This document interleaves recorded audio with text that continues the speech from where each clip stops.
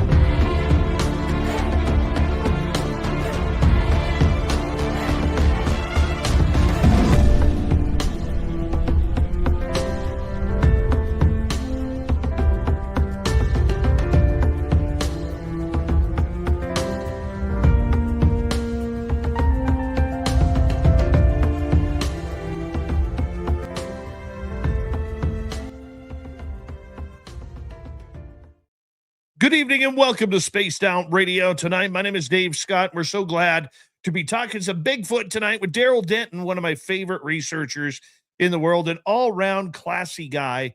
Love him to death. Nice beard and mustache combination. Dirty Filth is here with another crazy cartoon. And the best part about tonight, we have each and every one of you, including Kitty Caddywhack in the gold medal position, Race Fan with a silver, and Tim Mothman and his goatee with a bronze medal tonight. Hold on one second here. And that's an old text.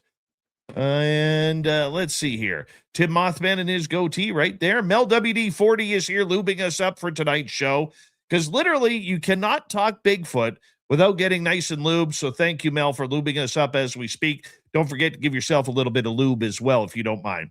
Joseph Richardson, nice to see you. Paramarv, T-Bone, my man. Nice to have you here. Robert Lamoth, Trucker Andrew, good to have you guys here as we roll on down on roll call. Thunderhead, good to see you. And who is next on our list? It's Lisa Smith. Digger Dog, how are you tonight? Luscious Jules, nice to see you.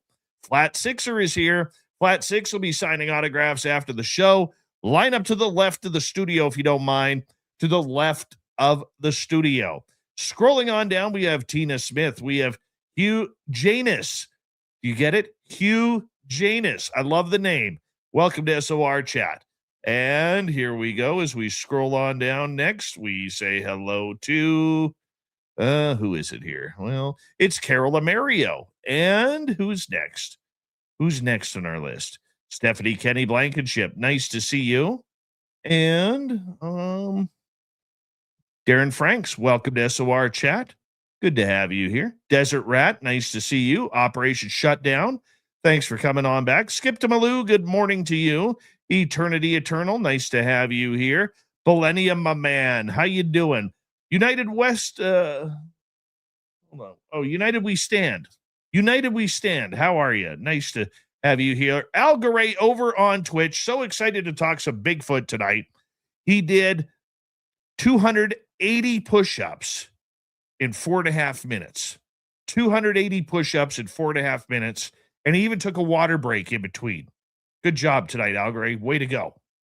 Frankie B, nice to see you. Pam Harris, thanks for coming on in. Undead Jed, how you doing? Emperor Penguin is here. Emperor Penguin will be signing autographs after the show as well.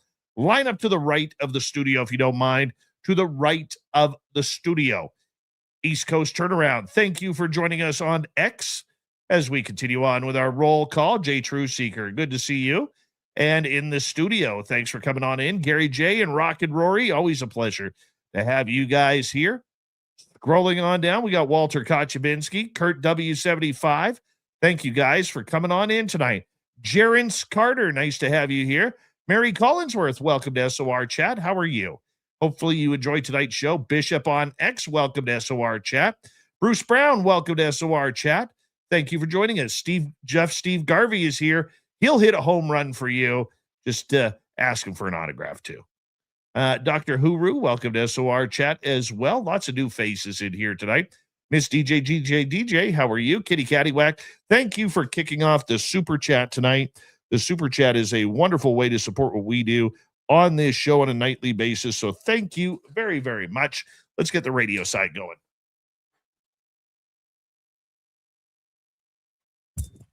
Hello and welcome to the radio and podcast side of Spaced Out Radio tonight.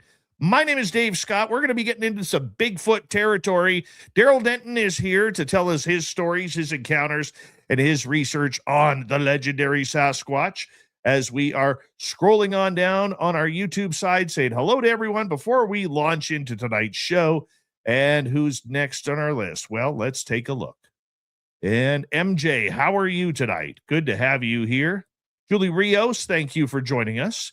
And Maggie Shepard, good to see you. What do we got? 25 seconds. Super chat is open. It's a wonderful way to support what we do on this show on a nightly basis. And don't forget, you can shop at our Spaced Out Radio store. We do not have ugly swag, people. No ugly swag. So make sure you check it on out. And we're getting ready to rock. So I need you to do me a favor. Hi, Big J. Throw those horns up. Let's rock.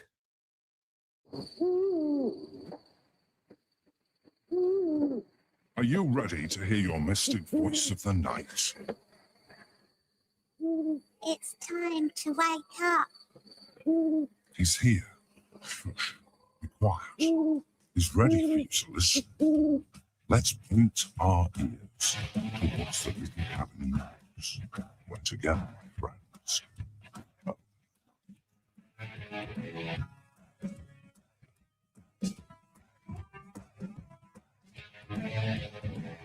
It's time for Spaced Out Radio with Dave Scott. From the mountains of central British Columbia to you listening around the world, this, my friends, is Spaced Out Radio. I am your host, Dave Scott, sitting in the captain's chair of SOR headquarters. We welcome you to tonight's show on our terrestrial affiliates around North America, digitally on every major podcast network. Our website, spacedoutradio.com. We have a plethora of features for you. Rock out to Bumblefoot. Read the news wire. Check out our swag as well. Follow us on X at Spaced Out Radio, Instagram, Spaced Out Radio Show, and on Patreon in the Space Travelers Club. Tonight's show is brought to you by Chive Charities. Help make the world 10% happier by visiting Chive Charities today. You can find them on our website.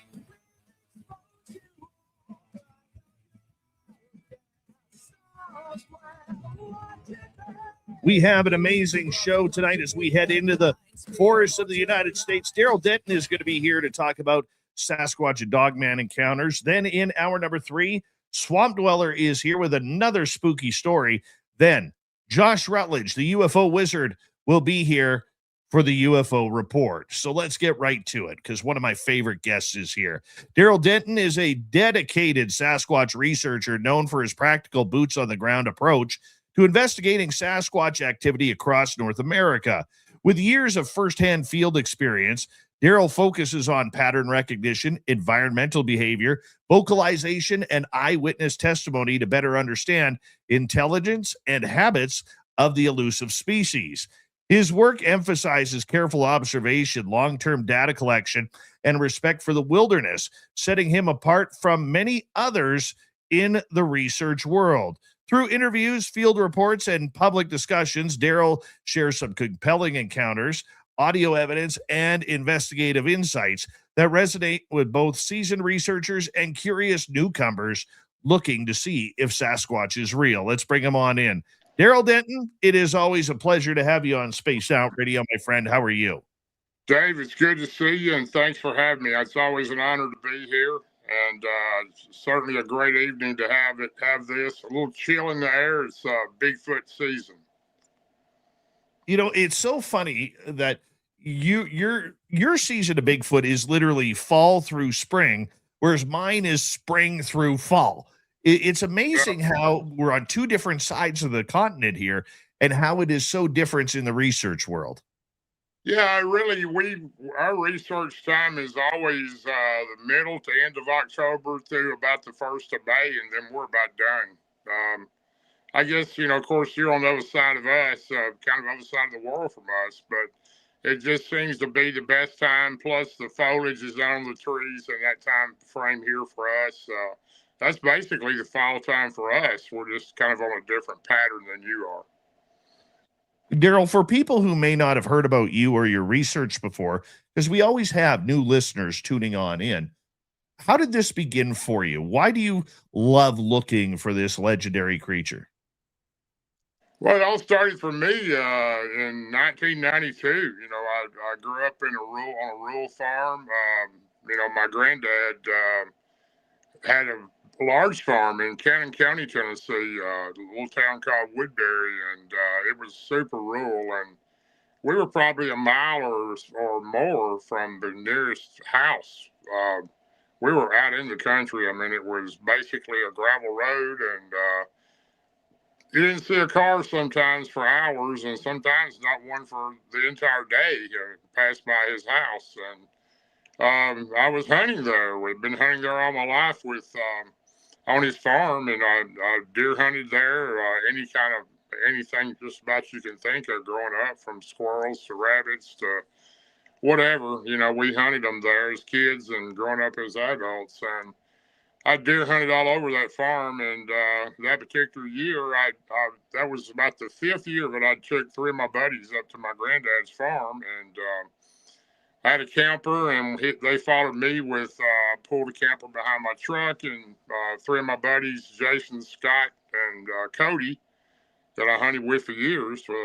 They followed me. 2 of them did, with our ATVs on the back, and we set up next to my grandfather's barn and got ready for a week of hunting. We was up there from opening day of black powder or muzzleloader every year till it ended, and then a week after it ended, regular gun season opened up, and that was normally the best time of the year to get a good sized deer. So I was more of a trophy hunter. I'd become that way. I'd let a lot of deer go by, and we had stands built, and we literally had miles to hunt in because my grandfather had friends on the adjoining farms, and we had stands built there, and we also had carry stands, and everybody had an area they hunted in. That way we didn't get in anybody's way.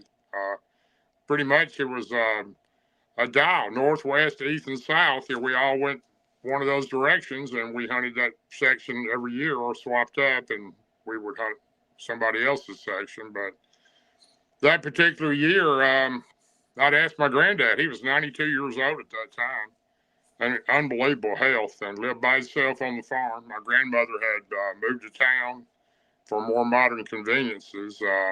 My granddad never had a car. We drove to town in 2 mules and a wagon to get groceries or whatever we wanted to do. He was very much set in his old-fashioned ways, and that's the way he lived. And I'd ask my granddad, where's the best place to get a large buck? I want a trophy this time. I don't care to hunt for anything but that. And I was standing on his back porch, and he pointed over on 3 hollows over, and he said, you see that tree right there with the limb to the right on top of that hill? And I said, yeah, I can see it, Granddad. And he said, go there. On the very bottom of that hillside will be a valley, and there'll be a creek there, and a part of an old grist mill. He said, that's the land I was born on. I was born there when and I lived there with my mom and dad for 9 or 10 years before we moved close to the house I'm in now. And it's very remote. Nobody's probably been there in a number of years, and you'll probably have a chance to get your bigger deer there because nobody's been in there to spook them or move them around. And I took his word for it. So pretty much went to my camper with my buddies and hung out with them that night, and we grilled out and watched a little Sunday night football and getting ready for opening day of muzzleloader. I went over there the day before. I didn't say that, and set up my stand on a tree and walked back toward the house, and we camped out that night in the camper and had a big time. And my granddad, I told him, come down and wake me up when you come out in the morning, and he did. Knocked on the side of the camper and said, "Boy, get up." And my granddad never called me by my name. He always called me boy. And he said, "You better get on the trail. It's a good walk." It was a good 45 minute to an hour walk to where I had to go. And I went back behind his house and went down through the grass and the field there and went through a gate and crossed probably about a 200-yard wide field that was fenced where his cows were in, and mostly sage grass in at that time of year. And I got to the other side where there was a fence with a barbed wire fence. There were 2 or 3 strands of barbed wire on top. I believe it was 2. And climbed over that fence. It was about 7 foot tall with the barbed wire.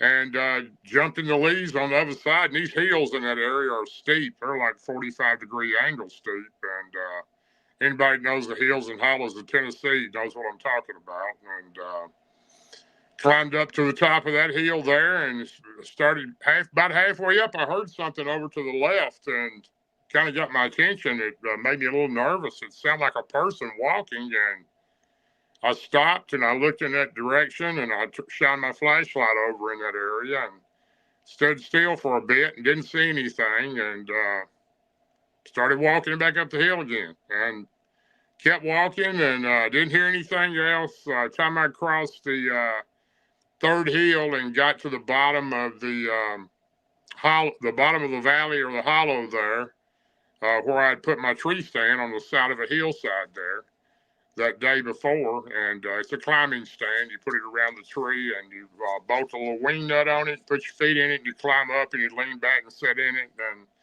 I had done all that the day before and trimmed off some limbs up there and had a real nice spot ready to have a good view across the creek there that was in front of me where the old grist mill was. And it was a clearing across the creek and a little game trail on top of the other edge on the other side. And right underneath that game trail to the right of me where I'd be facing, there was a big maple tree or an oak. I can't recall which one, but it had a limb sticking out. And I had a drag rag I'd put on my boot the day before. And it's like an elastic band with a rag that you put doe scent or on it, and it kind of covers your scent going in. And hopefully if you hang it in the tree, it might catch the aroma from a buck, and which is the male deer, and he'll come that way. And anyway, I got my tree stand. I just about got to the bottom of the hill to get in my tree stand. I heard it again up to the top of the hill, the last hill I'd climbed. Something was walking, and it sounded like bipedal. It didn't sound like a horse or any type of animal. It sounded like a person. It kind of startled me a little bit, and I stopped again, and I shined my light up there. Did not see anything. And I moved a little bit, and I heard it move a little bit, and it sounded like it kind of walked off a little bit. So I was a little anxious and a little nervous, thinking, well, I know nobody's in here that's with me because my friends, I know the area they're hunting in. I can't imagine anybody hunting in here. So I got in my stand, climbed up real quick. It takes a good 15 minutes to climb to the top of a tree because I have a rope that's tied to my belt loop and has a hook on it. It's 28 feet from my belt to the ground, and that's how I know I'm up about 28 feet in my stand. And I hook my gun to that, and I pull it up when I get in the stand and get my safety strap around me. And I did that, and I leaned back, and I had some trees behind me that I trimmed off, some branches that I trimmed off the day before, and I hung up my fanny pack up there, and I had some extra Hornady bullets in it, some firing caps, and I had a powder horn. And I had a pair of binoculars hanging on another little branch up there, and my lunch hanging on another one. So I pretty much leaned back and pulled a little blind. I had a little bar in front of me on my stand. I pulled it up, and this little blind fell out, and it covered my feet, and it was about right below my neck all the way down. It concealed me real well up in the tree. I was ready to hunt. I leaned back, and I got real comfortable. I dug into the tree real good with the bit that goes into the tree on those climbing stands, and had my strap on, ready to hunt. So I was waiting for the daylight to break, and I waited a little while, and then I started hearing the regular animals moving around in the leaves, and that was a good sign, because you like to hear that. You know, you haven't stirred up an area and caused the animals not to react. And as the sun started to come up a little bit, it was a real foggy morning. I could not see across the creek. Fog was pretty heavy on the creek, but I could hear the animals running in the leaves, squirrels and whatever. And I waited for that to clear, and it did clear as more of the sun came up, and it shined on that little clearing area there across the creek from me, where my granddad's old house was. And you could see the remnants of it, a couple pieces of tin from the roof, and a part of the chimney still there to the far left of me across the creek. And it was in the middle of the woods, and it was just a real remote place. And I'd seen plenty of signs the day before, so I felt real good about my chances of having a chance to get a trophy male buck deer. So it cleared, and it was somewhere a little bit after 8 o'clock in the morning when to the left of me was a large cane thicket. It looks like bamboo. It grows on the side of creeks in Tennessee and the side of riverbanks. It's real thick, sometimes 3 or 4 inches diameter. It can get real tall, 14, 15 foot tall. This was like that. And it went all down to the left side of that bank of the creek there. I couldn't see around the bend, but it went a good ways. And that morning, I heard something over in there, and it was a little after 8 o'clock in the morning, if I remember correctly, because I had one of those old Iron Man watches on, and I used to hit the button when it stopwatch when I seen a deer. And that way it kind of let me know what time they came out, in case I decided to come back to that same spot again. And that seemed to work real well when hunting. So anyway, I noticed a large doe come out of somewhere over in that cane thicket. And it walked through the creek, went up the creek bank on top of that game trail. Then 2 younger deer followed her. Probably her yearlings from the year before, I'm guessing. And they weren't full grown, but they were still with their mother. And they just walked to the right of me. They walked right in front of me. I'm at like a 45-degree angle on this hill. And I'm looking over across the creek. I'm straight up on a 45-degree angle. I'm almost looking over the creek by the angle I was at. And the deer walked right down the game trail, then they kind of veered off into the leaves, and it was a real heavy acorn crop that year. And I was watching the deer eat the acorns. They were just milling around in the leaves and acting like deer do. And it was a good sign. And I watched them for a good bit, and they was going to the left a little bit. And then all of a sudden, for some reason, the larger, the doe, the mother deer, or the younger two, started staring to the left of me somewhere in that cane thicket, and she completely froze. And I watched her ears.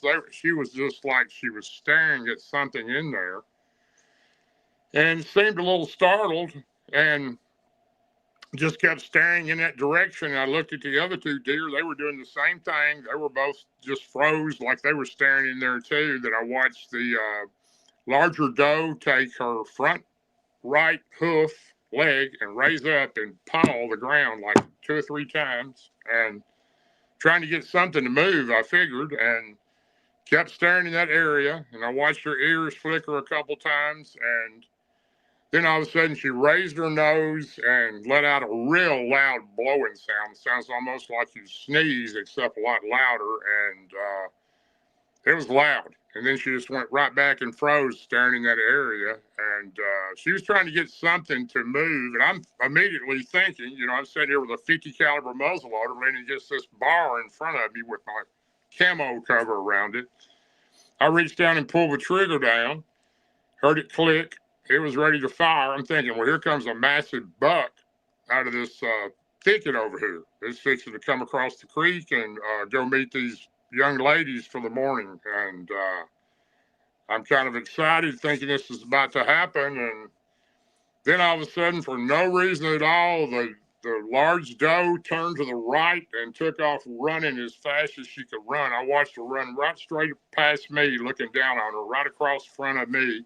The 2 younger deer were following her, and I watched them run off into the distance of the hardwoods until they disappeared. And I'm thinking, okay, here comes a massive buck. There's a big deer in here, and it's about to come out of that thicket over there. So I'm all excited and ready to go. You know, it's a challenging moment. I'm thinking this could be the one I've been looking for. And I start seeing this cane thicket. I see it moving, the tops of it moving.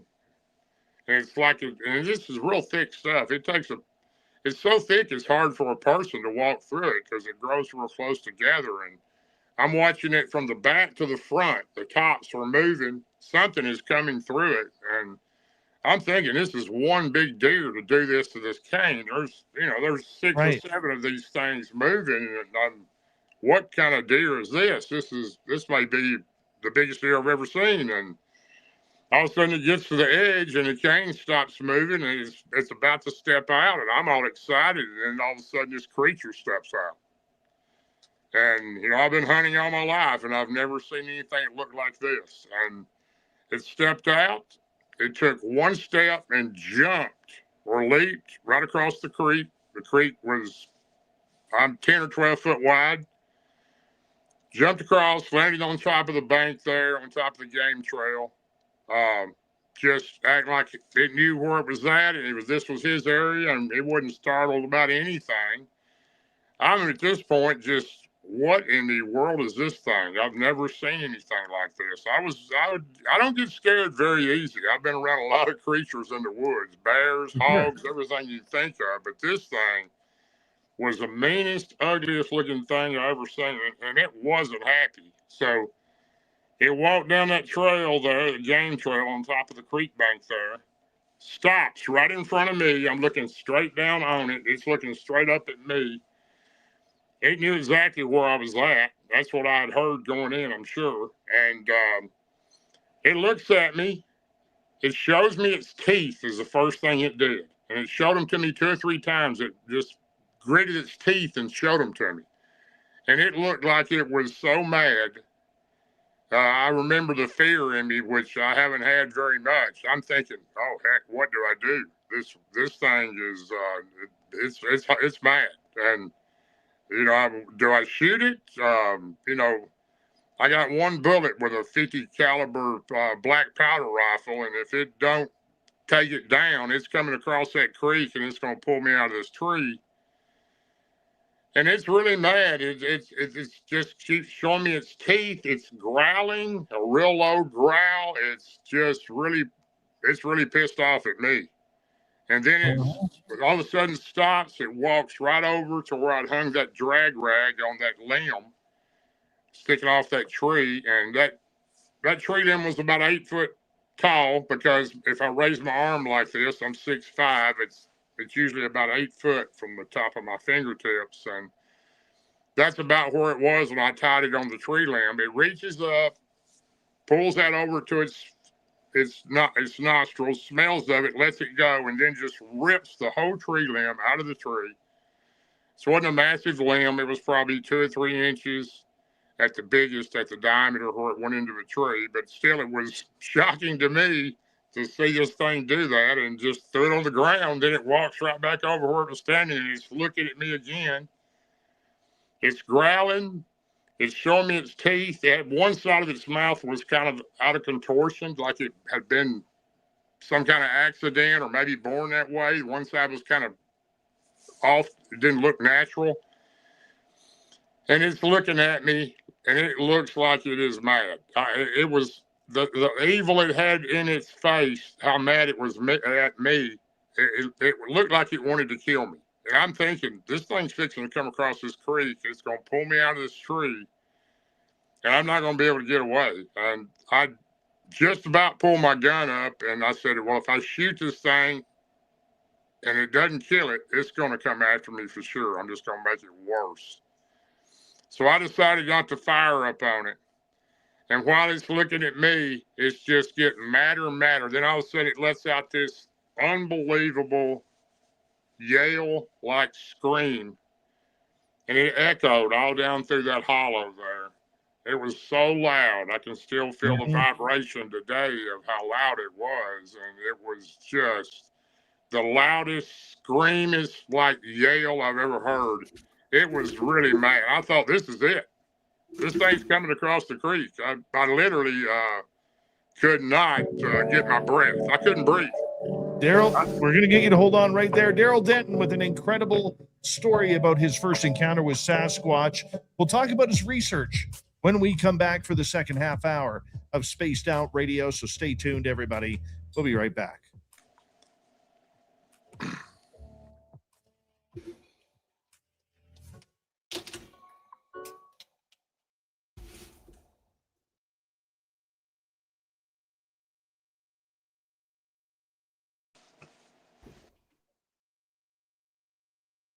All right, there we go. Dirty Filth, don't hate me because I just realized that I didn't bring you in. I know you've been here since the top of the hour. I'm sorry. That's my fault. What happened? I forgot to bring you in. Oh. So you've been drawing the entire time and the audience hasn't been able to see what you're doing. Oh. I guess if I would have stared at the screen, I would have noticed. Yeah, I'm sorry. Oh, that's okay. I didn't know. I was just sitting here scribbling away. That's okay. You're still handsome. Thanks, Dave. Hello, Dave. Hello, dirty. You're such a dirty filth. Yes. I made a whole bunch of buttons on the weekend.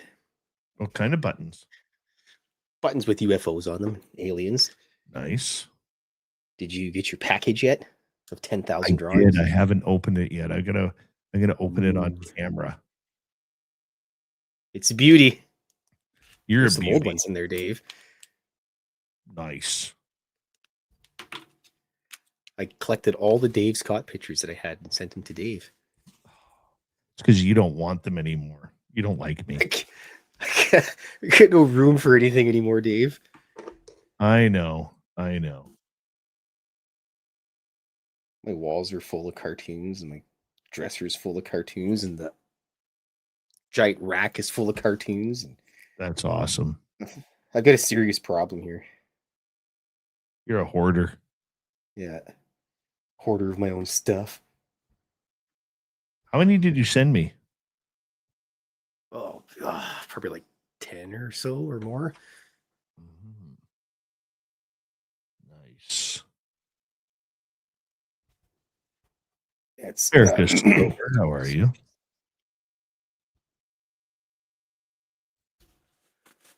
Oh, hello, Tim Mothman and Big Bino and everybody else that I probably didn't notice because I was Hello, staring at the Tim page. Goatee.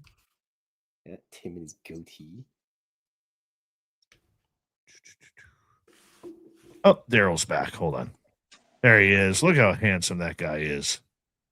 Well, Dave, thank you, brother. I appreciate you. I really do. I think the world of you. I know. I can't wait to see you in a couple months, my man. I got to get up that way and spend a couple of weeks with you sometime, at least 3 or 4 days anyway. Martin Groves called me today and he says, we need to plan a trip to Canada. I said, we can do it. I can go visit my buddy, Dave Scott. We can go see your buddy. He's got a buddy up there too that has been asking to come up for a while. But Good. Well, the door is open. Yeah, Martin will like to go, and of course, he and Ron and I've got 3 or 4 big adventures planned this year. So hopefully that all works out. So, well,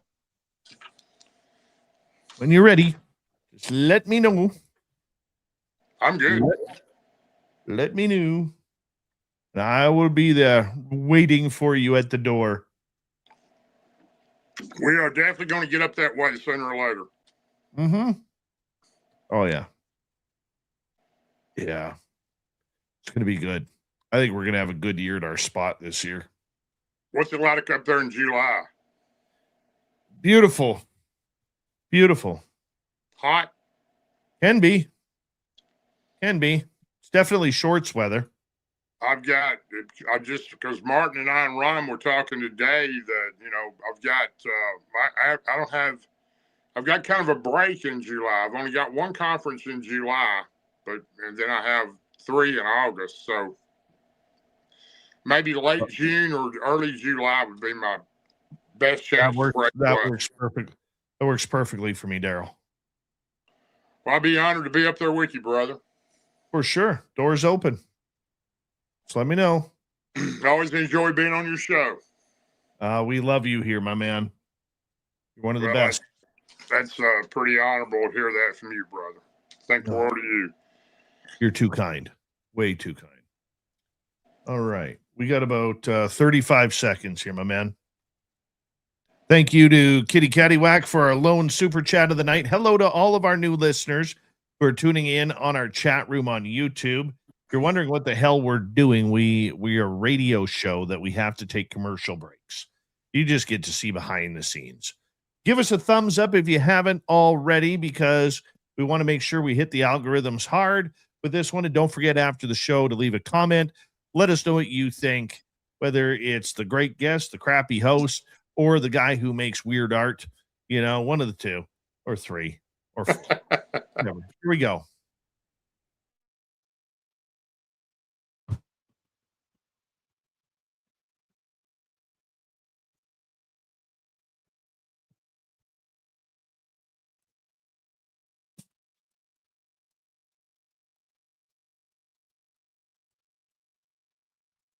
Here we go with the second half hour of Spaced Out Radio. My name is Dave Scott.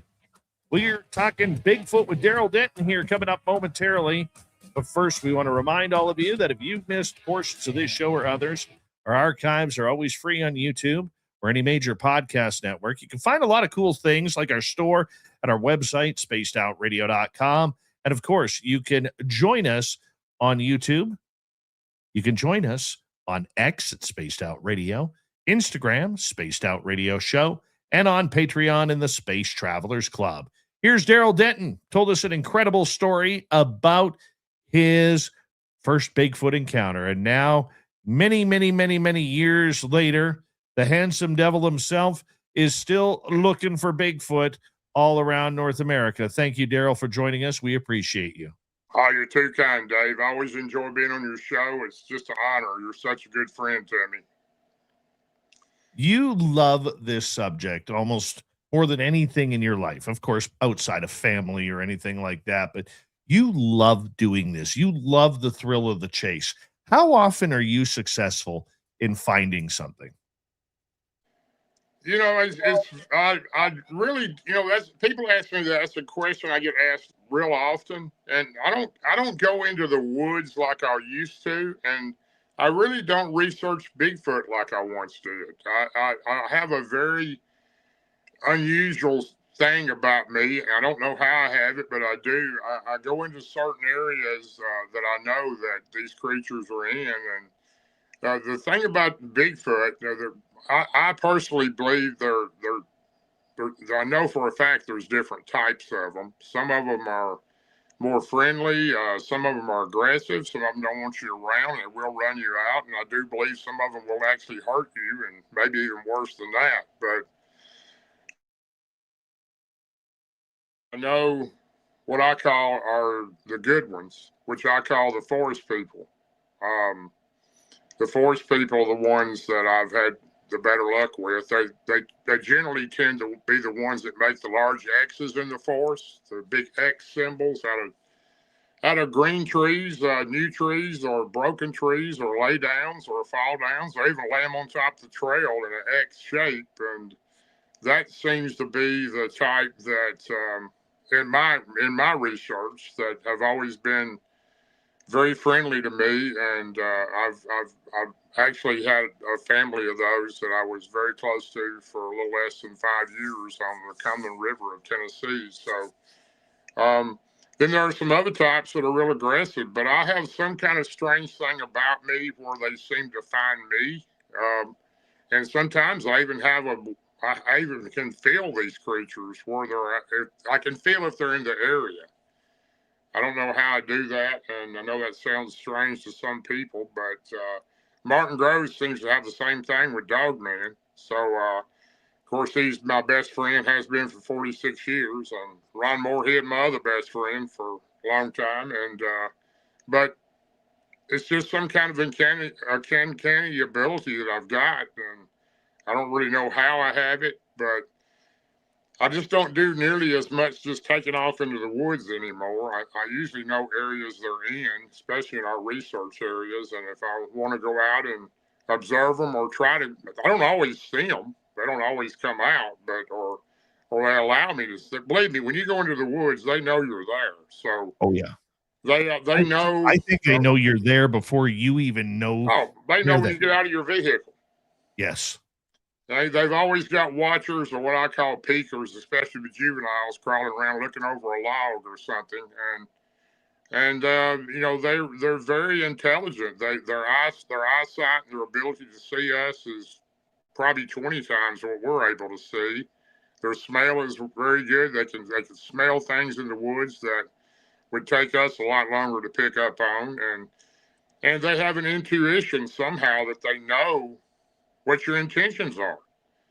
If you go in there with a bad type intention that you're wanting to harm them, or they do not like cameras, they do not like weapons. And a lot of people say, well, hide your weapon. Well, they also have the ability to smell the gunpowder resin on that gun.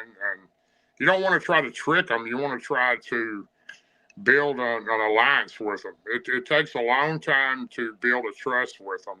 The ones I was with for so long on the Cumberland River that I was become very close to, it took me a good year and a half, 2 years. And I'm talking about, I was going in there every day or every other day and spending at least 30 minutes to an hour with them. And it just takes a lot of time to build the trust from them, because they don't really have any good things to think about people, because all people have done is, desecrate their land. They're very sentimental to the forest and the way you treat it. And they don't like you leaving trash. They don't like you doing things to hurt the environment. Some people may think this is crazy, but that's the kind of that's why they're called the Chayutanka, which my belief in my people from my grandmother's side, which Chayutanka means great elder, watcher of the forest, the keeper. And I do believe that they have that in them, and they take that very serious on how you treat the land and how you respect them. Very, very much so. And we learned that quickly where we were researching earlier last year at the Flight 21. And Darrell, one of the things that I learned about that, and talk about the feeling. Okay, you mentioned that you can feel when they are around. I know what you're talking about. For somebody who hasn't maybe or doesn't understand what you mean by that, explain that. Well, it's just a feeling you get inside. Your body lets you know, and it's a feeling you have.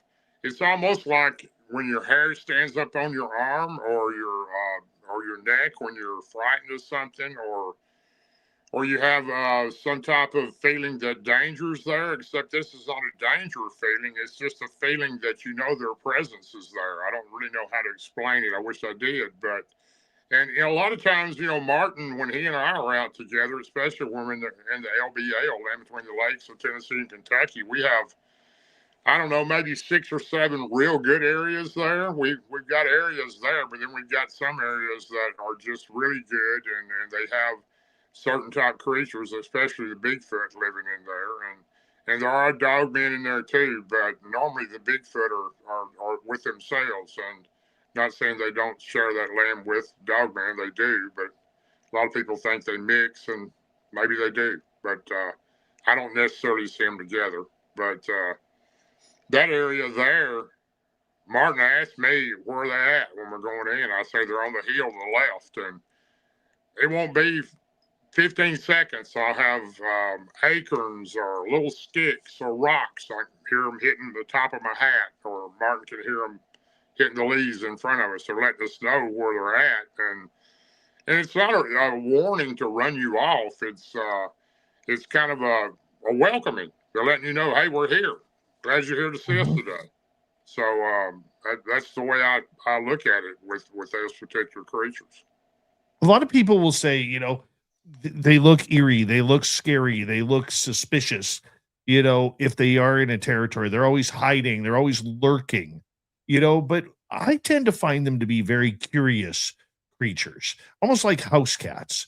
You know, they want to know who you are, what you're doing, why are you there, why are you entering their territory. And when they've had enough, then they'll say, okay, they'll kind of give you that feeling, okay, it's time to leave. But up until then, they seem like curious house cats for being 7 to 10 feet tall and 400 to 800 plus pounds. You know, all the ones I've seen, I don't believe I've ever seen one much over 8 foot, but it could have been a little taller than that. And I've seen a large number of them over the years. And some of the ones I've seen numerous times. So I don't know an exact number of how many I've seen. I've never really thought about it that much, but a lot of different areas that I've been in, even before I had my certain spots in other areas, that I'd seen some of these creatures over and over numerous times. And some of them seem to be more friendlier than other ones. And that makes a difference too. Me personally, I've had better luck with the females than I have any of them. And they seem to be a little more friendly. The large male or the sister or brother of that female is always close by. These creatures always have family members. They're in clans, if people want to call them that. I call them families. And I've had a family up to what I believe to be. I didn't see them all, but I believe around 11 or 12. And I've had a family that had 6 or 7. So they watch after each other. So, you know, I would, you just got to learn what they think and how they feel toward you. That's the most important thing about building a relationship with them. If you want to gift them things or bring them things or sit with them and look at them and let them look at you, because they're going to be real curious, like you were saying, Dave. They're going to look around a tree. They're going to hide. They're going to have another one that's looking at you in a different area. You know, they have a lot of special abilities that's very difficult to understand. What do you think they understand about people? Obviously, let me just finish this because I want to expand on this question, Darrell, if you don't mind. Sure. And what I mean by that is the majority of people that they will see, okay, if they even see people where they are, okay, in other words, people going into that area, I'm sure they're just observing. But there's a difference between seeing just random people walking through your area, maybe on a hike or walking with the dog or hunting or camping or whatever, than it is to have the same people coming into your territory, trying over and over again. You know, there's a big difference about that. How do you build or describe that? How do you build that trust? How do you build that reputation with them? Well, first of all, when I got to a point where I had, and this was in 1999 to about 2004, when I had the family that I visited on a regular basis, I learned so much from them. First of all, I would always wear the same clothes. I may have clean clothes on. I would stop and get out of my truck in a certain area I was in. That was down behind some type of treatment plant in the middle of nowhere, and I'd park my truck there like I was going fishing, and I would put the clothes on that I normally wore. I would normally wear the same clothes every time I went in there until they get to know me, because they relate, I believe, your clothes to you, and I know they relate smell from that to you also. And I think that I could tell a difference when I would wear something different, because they didn't seem as comfortable with me as they did the regular clothes. Of course, they got their same clothes on all the time, so it makes sense. You know, I used to ground myself. I'd take my shoes off when I went in. When I first go in through the gate, it's about a 200-yard walk to that particular area I'm talking about. I would start talking to them about halfway in. Hey, I'm here. I'm here to see you. How are y'all doing today? Just normal words, normal talking. I continue to walk to the area that they were in, and I had a 5-gallon bucket that sat next to a tree, and I would sit down on it and I'd say, how are you? By the time I got there, I was probably a good 50 or 60 yards from there. They were already getting excited because they had gotten to know me, and I could hear them whooping and jumping and running through the kazoo, and you could hear a lot of noises going on. Now, back when I gave them whistles, I left them whistles one time. They would start blowing the whistle as soon as I would relate that I'm here. Hey, I'm here. I'm coming in to see you. I would hear a whistle to the right, a whistle across the river, a whistle to the left. There was 8 or 10 whistles in that pack, and that's when I first realized how intelligent they were. I mean, they'd never seen a whistle, and I hung them up all over the trees there with little black strings that came on them in the little birthday pack they come out of. And they related the fact that they were happy I was there, and that's how I realized I was gaining trust with them. I did bring them, lots of foods, and I learned what they did like and didn't like. I never even heard of gifting at that time. I don't know that anybody had ever even mentioned gifting. Of course, you couldn't talk to anybody back in that time either. There wasn't any radio shows. There wasn't any groups that you could share this with. You kept it to yourself mainly. I had a real close friend named Martin Groves that I was super close to then, and a good friend named Darrell Yarbrough that's passed now. But those two guys, I talked to them about it regularly, and they knew that I had these creatures I was seeing, and they kept it secret because people think you're crazy when you start talking about this type of stuff. But they were excited when I got there, and I found out with their favorite foods. These particular ones, their favorite. I tried about every food you could think of, and these particular ones, their favorite food were cantaloupes, cooked bacon, and jelly-filled donuts. And they didn't want them thrown on the ground. They wanted them laid on a plate, and I'd push it over to the kazoo, 10 or 15 foot from me. And there was one patch that was probably 5 or 6 foot from me, and I'd push it over to there, and they would come out and reach in their arm and grab it, and they would eat it. So, and it took a while before they would do that because they didn't know if I was feeding them bad food. It took a while to gain their trust on that too. And I started bringing them different type things, rocks, all kinds of different things I brought these creatures. And they brought me things. They brought me 3 live catfish one time. When I got there, the catfish was still flopping on the ground next to my bucket. And, they were returning the favor of gifting me as I was gifting them. And they were just, they were like my family. I was very close to them. And the female, I was real close to. When I first went in, she was probably about 5 foot tall when I first seen her. She was the first one I seen. It scared me to death. I wanted not to go back. I left real quick, and they stole my minnow bucket for 3 weeks. Well, 2 weeks in a row. Then I went like 2 weeks later, and I tied a rope around it. That's how I finally found out what was getting my minnow bucket, and I thought it was a person. But I learned that these creatures they have a heart. They're not just aggressive type animals. There are some that are, but these weren't. There was a good sized family in there. They lived in a huge patch of kazoo, and it's so thick you couldn't even hardly get through it. And that's kind of like a vine stuff. It's real thick. It grows on the side of the banks and stuff, and it covers a large area. And they lived in that.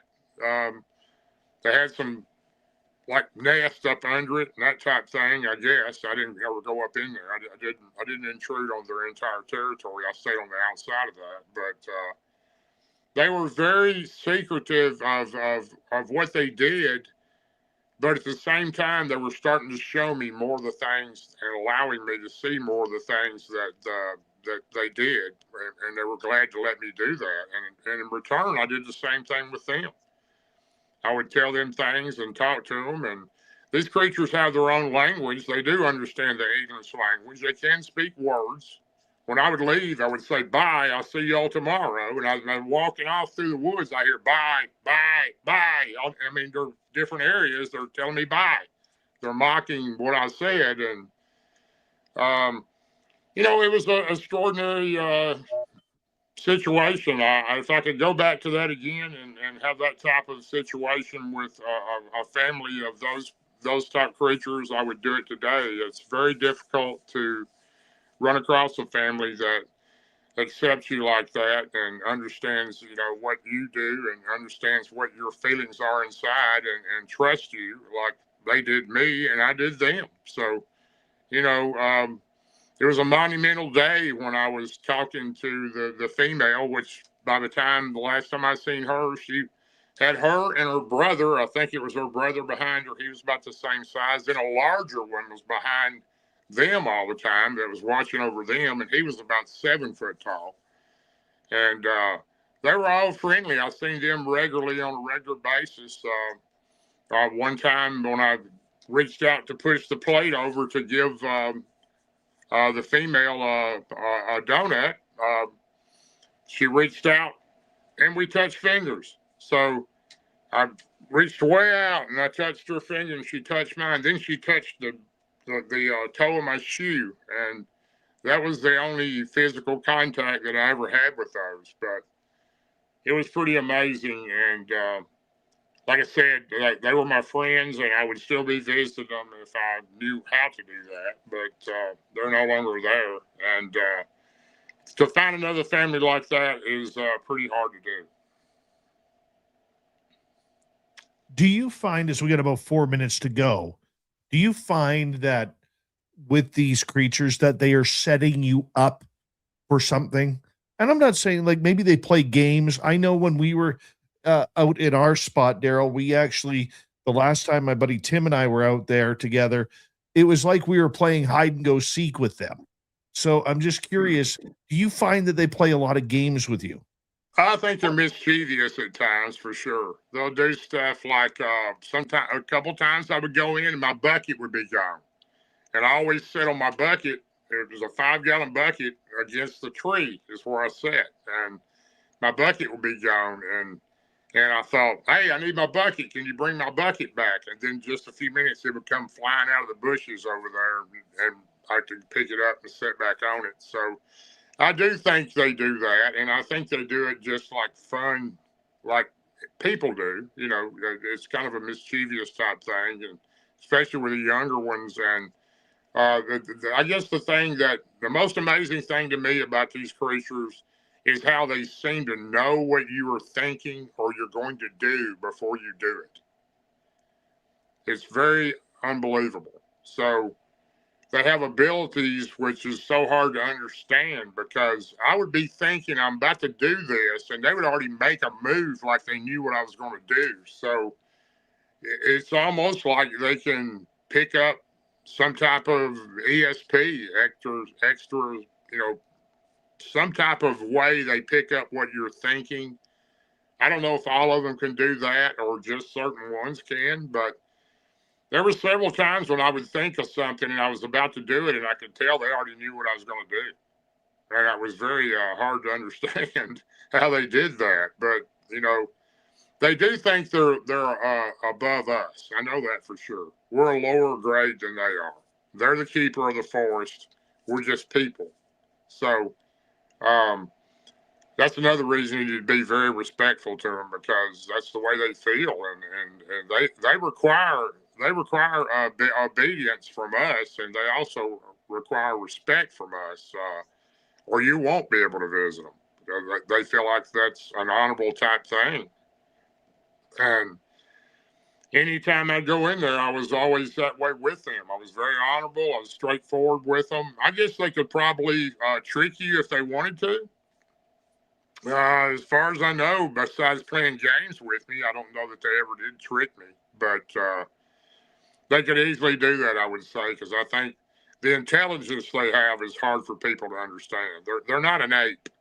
You know, the people who think these creatures are an ape, they're more intelligent than some people I've met.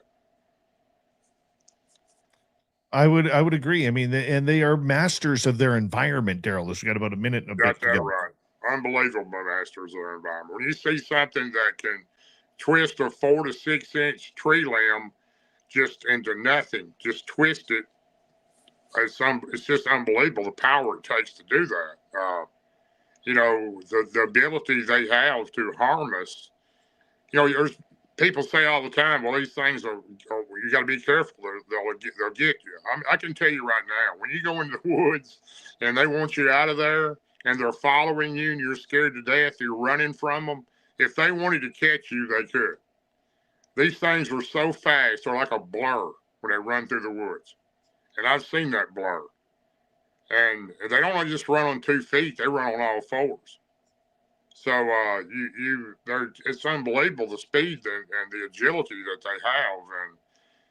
And anytime you think that you're running from them and you thought they were going to catch you, you've outrun them, they let you go because they wanted to scare you out of there. That's very true. Very true. And you know, it is part of the environment. They do let you know when it is time for you to leave. When we return, Darrell, I want you to get into a couple of your favorite stories of 2025 on Sasquatch encounters, maybe ones you've experienced, maybe ones you've heard from friends. We're going to get into it. One of my favorite Sasquatch researchers in the world, Darrell Denton, is here tonight on Spaced Out Radio. We continue with hour 2 next. This is Spaced Out Radio with host Dave Scott.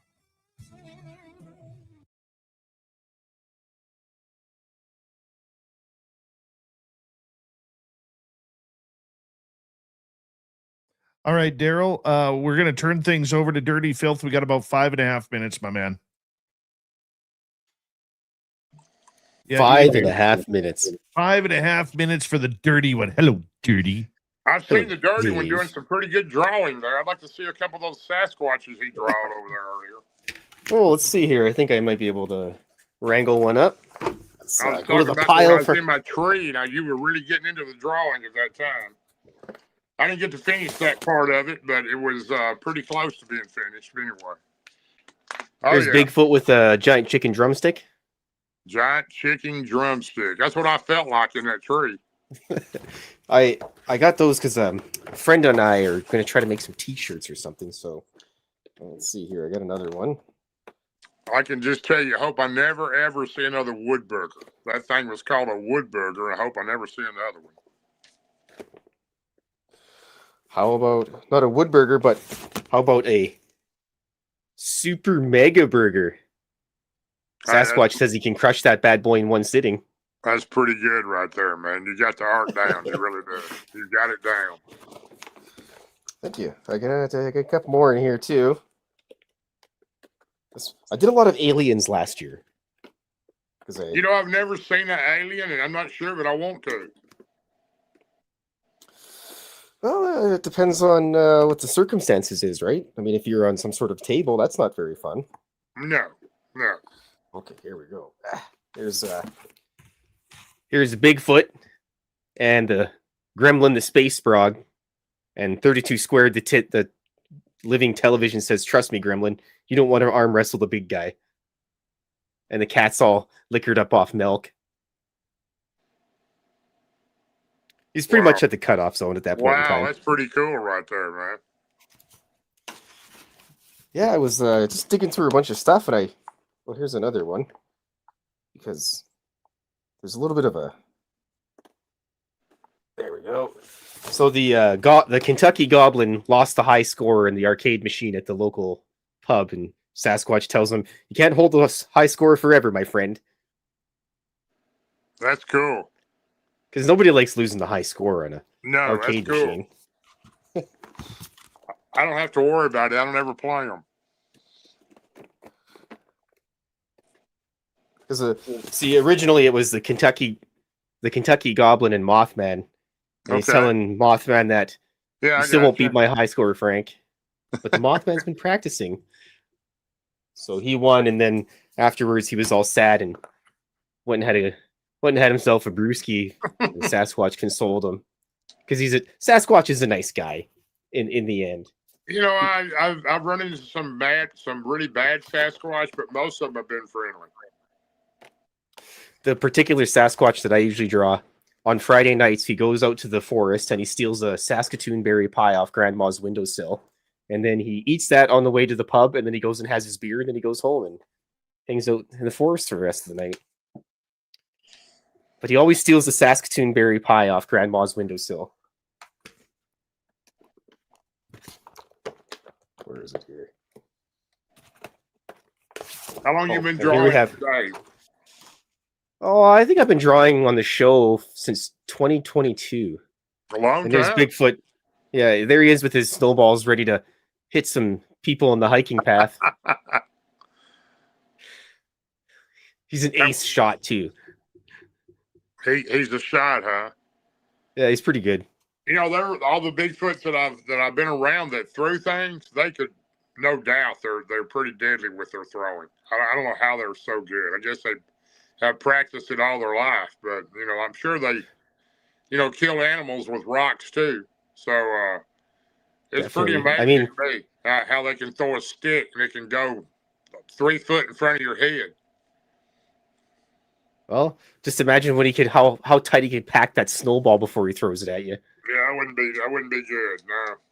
You'd have a lump, and then you go home, and nobody would believe you. What happened? I got hit in the head with a snowball by a Sasquatch. They're like, yeah, okay. Sounds like something that would happen to you. No comment without my attorney present, Dave. Okay, gentlemen, you have a great night. No, have a good night, everybody else. Ready yet? What do you mean yet? What do you mean? I just got to fix my hair. Okay, I don't have that problem, Dave. No, you don't. I went for my hat tonight. You know, I've been wearing my hat a lot more than I did. Brian's wearing his a lot more too, so I don't have to worry about my hair when I got my hat on. All right, Dirty. Thank you, buddy. You're the best. Yeah, good night, good gentlemen. to talk to you, brother. We love Dirty Filth around here. Thank you to him. Thank you tonight to Kitty Cattywack, Necessary Dialogue, Fast Hemi, and Benno for the super chats tonight. If you haven't yet already, do us a favor, because we're here 5 days a week. Hit that thumbs up. Hit subscribe, ring that bell. Let us know what you think. All right. After the show, leave a comment. It's that easy. Don't forget to shop at our Spaced Out Radio store because we do not have ugly swag, people. No ugly swag. So make sure you check it on out. And we're coming back in 10 seconds here. So let's just get ready. Darrell, I'm going to put you on mute for a couple of seconds and we're going to the show. Here we go.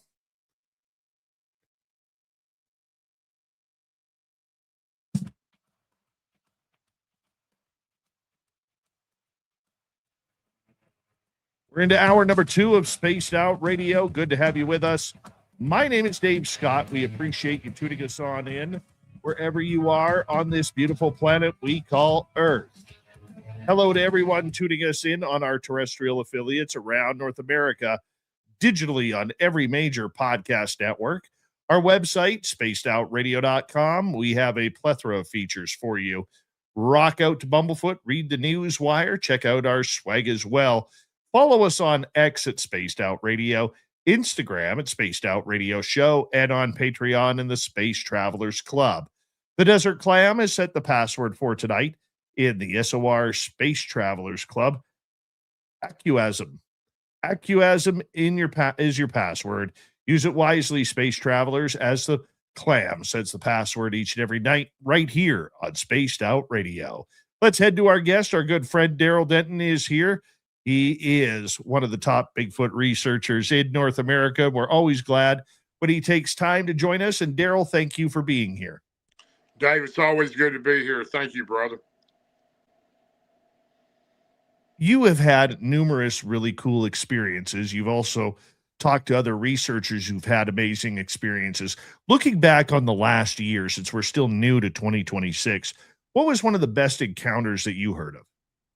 Well, the best encounter it wasn't Bigfoot. Actually, it started to be Bigfoot originally, but the best encounter by far was my friend Swamp Dog.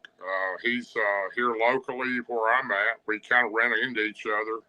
I got a message from someone. I need to check this guy out because I stay in the Jersey area a couple weeks out of each month with my lady Rosie, and I checked him out, and he and I become pretty good buddies. And he had an area that's pretty remote in southern Jersey that he was telling me about. He was pretty frightened of it at the time. He said, I've been fishing there all my life, and it's a remote area. It's basically summer homes, little small cabins, maybe 10 or 12 of them, real remote in this part of the southern Jersey. And I was turned a curve to go to my fishing spot, and there was this massive creature standing right in the road at 11 o'clock at night. And he said, it scared me so bad, I didn't know what to do. I stopped and because I didn't want to hit it, and my lights were right on it. And this thing was huge. He said, I thought it was a grizzly bear. It was that big, standing on 2 feet, but it had the head of a dog. And I said, well, it sounds to me like you run into a dog man type creature. And he says, this thing was massive. And he said, didn't know what to do. I backed up a little bit, and it just kept standing there. And about that time, I heard a howl over into the woods to the left of me. And this creature jumped down on all fours and took off running to the left toward the woods.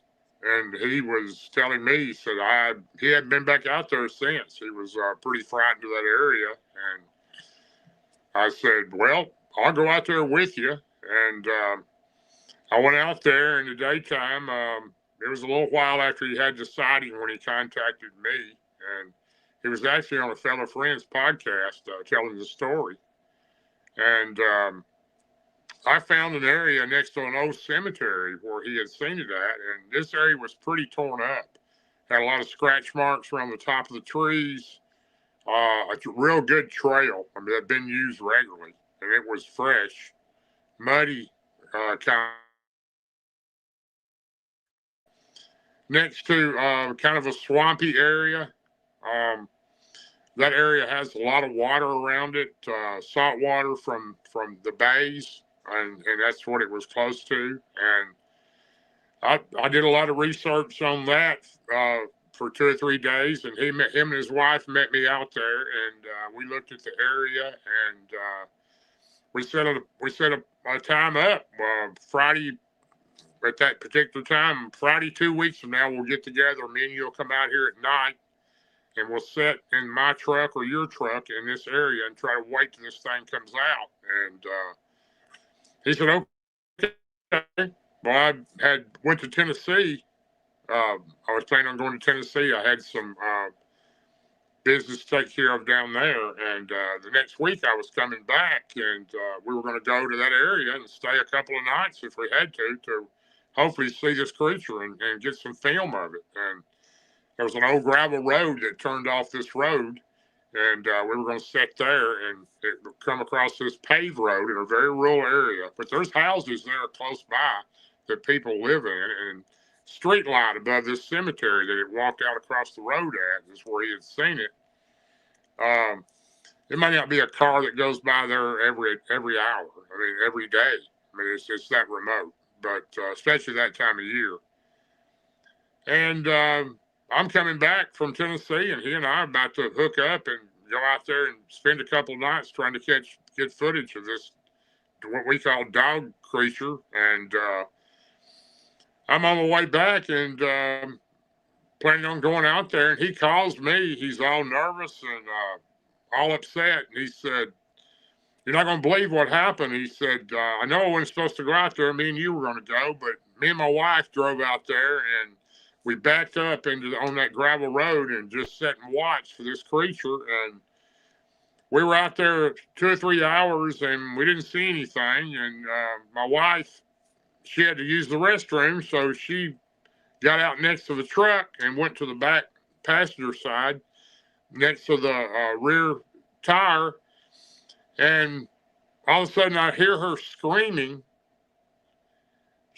like something was trying to get her. And I jumped out of my truck from the passenger side, run around to the back of the truck, and this creature is dragging my wife down this road, down this gravel road, got her by the arm, dragging her.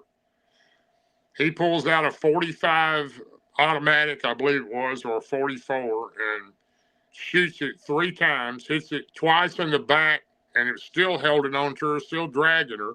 She's screaming, and he runs out after her and shoots again, and what I understand, hit it right below the back of the neck. And when he did, he heard it make a scream-like noise when it hit it, and it let go of her. He ran over and grabbed her, got her back to the truck, and they flew out of there as this creature ran off into the woods. And probably one of the craziest stories I've ever heard, and it's, you know, what I can tell, it's completely true. He was so upset and so torn up, and his wife still today has PTSD. She won't even go out on the back porch at her house. And he took her to the doctor. He thought her arm was broke, but it wasn't. It was bruised real bad where this thing had drug her. And probably one of the craziest stories that I've ever been affiliated with.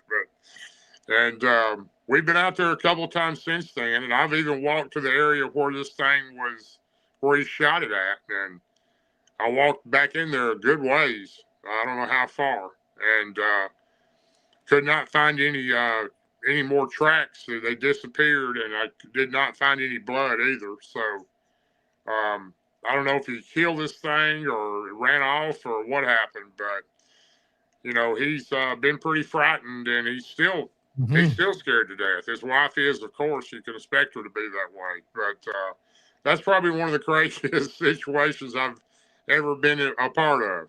No kidding. Do you think these creatures can be killed?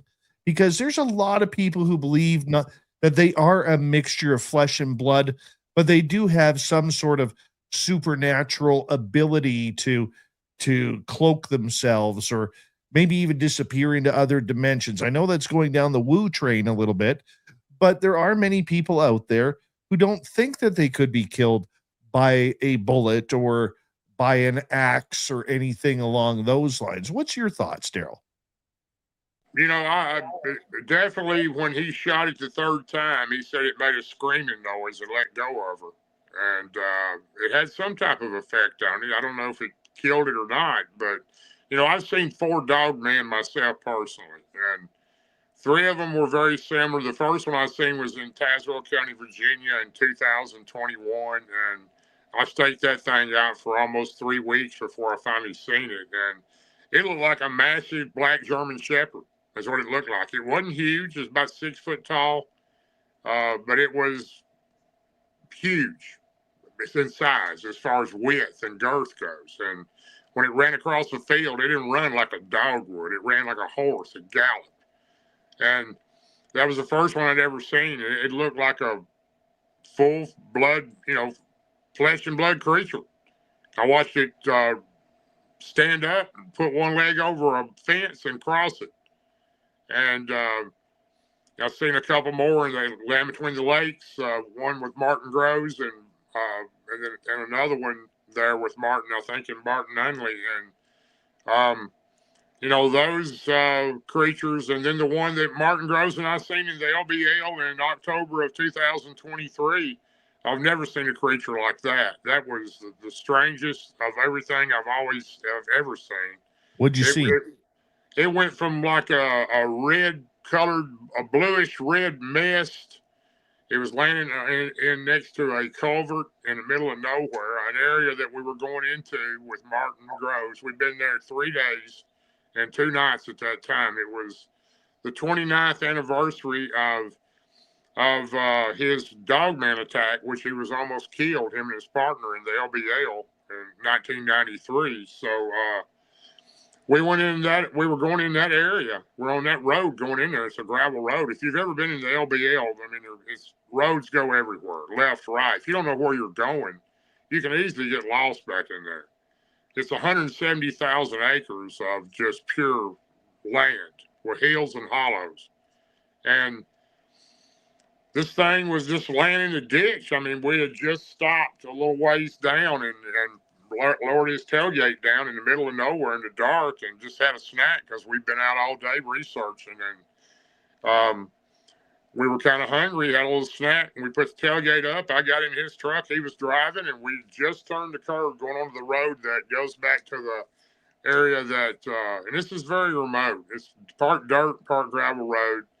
Goes back to the area where he had his encounter, and I think I'm the only one that's ever been in there, and it's a really strange area. And as soon as we turn, we're maybe doing 2 miles an hour. You can't go fast on these roads because they got huge holes in them, and they're not very safe, and there's really nowhere to turn around either. You got to be careful on these roads. And I looked over to the right. I had my window down, my arm hanging out, and I seen this mess in this ditch, and it went from, like I said, red, like bluish red, and red and blue. Then it turned into a complete creature, or it maybe was already a creature with a mist around it. And the silver-colored creature landed in the ditch next to a culvert.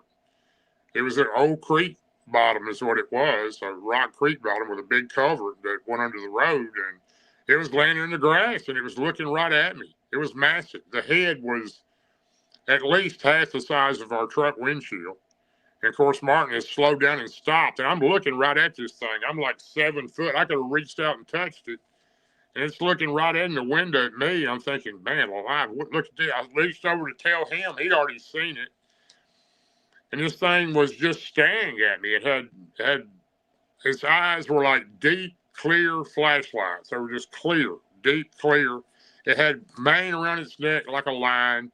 It had like a grimace on its face as it was looking at me. And I've never seen anything like that. And it was like it was going to pounce on me. It was in a position like a cat would be, like it was going to jump on a mouse. And I just knew it was going to jump in the window of the truck. And oh my! About that time, Martin got sick, and he got hit. He got zapped. I got hit. He got hit. His was a lot worse than mine. I was feeling my legs were numb. It's like your legs go to sleep, and you have a headache, and your upper chest is feels like somebody's standing on it. And I learned from Martin, anytime that ever happened, I've had it happen 3 times, twice with Bigfoot, and that's the first time it ever happened with a dog man. And it let out some kind of terrible smell inside the truck. And Martin was screaming, "I can't breathe, Bub, I can't breathe." And he had a reaction. He was having the same symptoms I was with the chest and the legs and the head, but he had a reaction from whatever this thing sprayed in the truck or whatever odor it put in the truck. His throat and his tongue was swelling together, and he couldn't breathe. And he kept saying, "I can't breathe, Bub, I can't breathe." And I said, "What do you want me to do?" And here we are in the middle of nowhere in a truck with a dog man to the right of us, and I don't know what to do with him. I'm trying to figure out a way to help him, and I can't. And then this thing gets up. It walks right by my window, the right side of my truck. Well, it didn't walk. It kind of glided by. And it went by the back of the truck. And I've got my flashlight. I got this little flashlight. It's so powerful. Shined on this thing. It's around my neck on a little chain. And I've shined it on this thing. I want to make sure this thing's not trying to get in the truck with us or get Martin.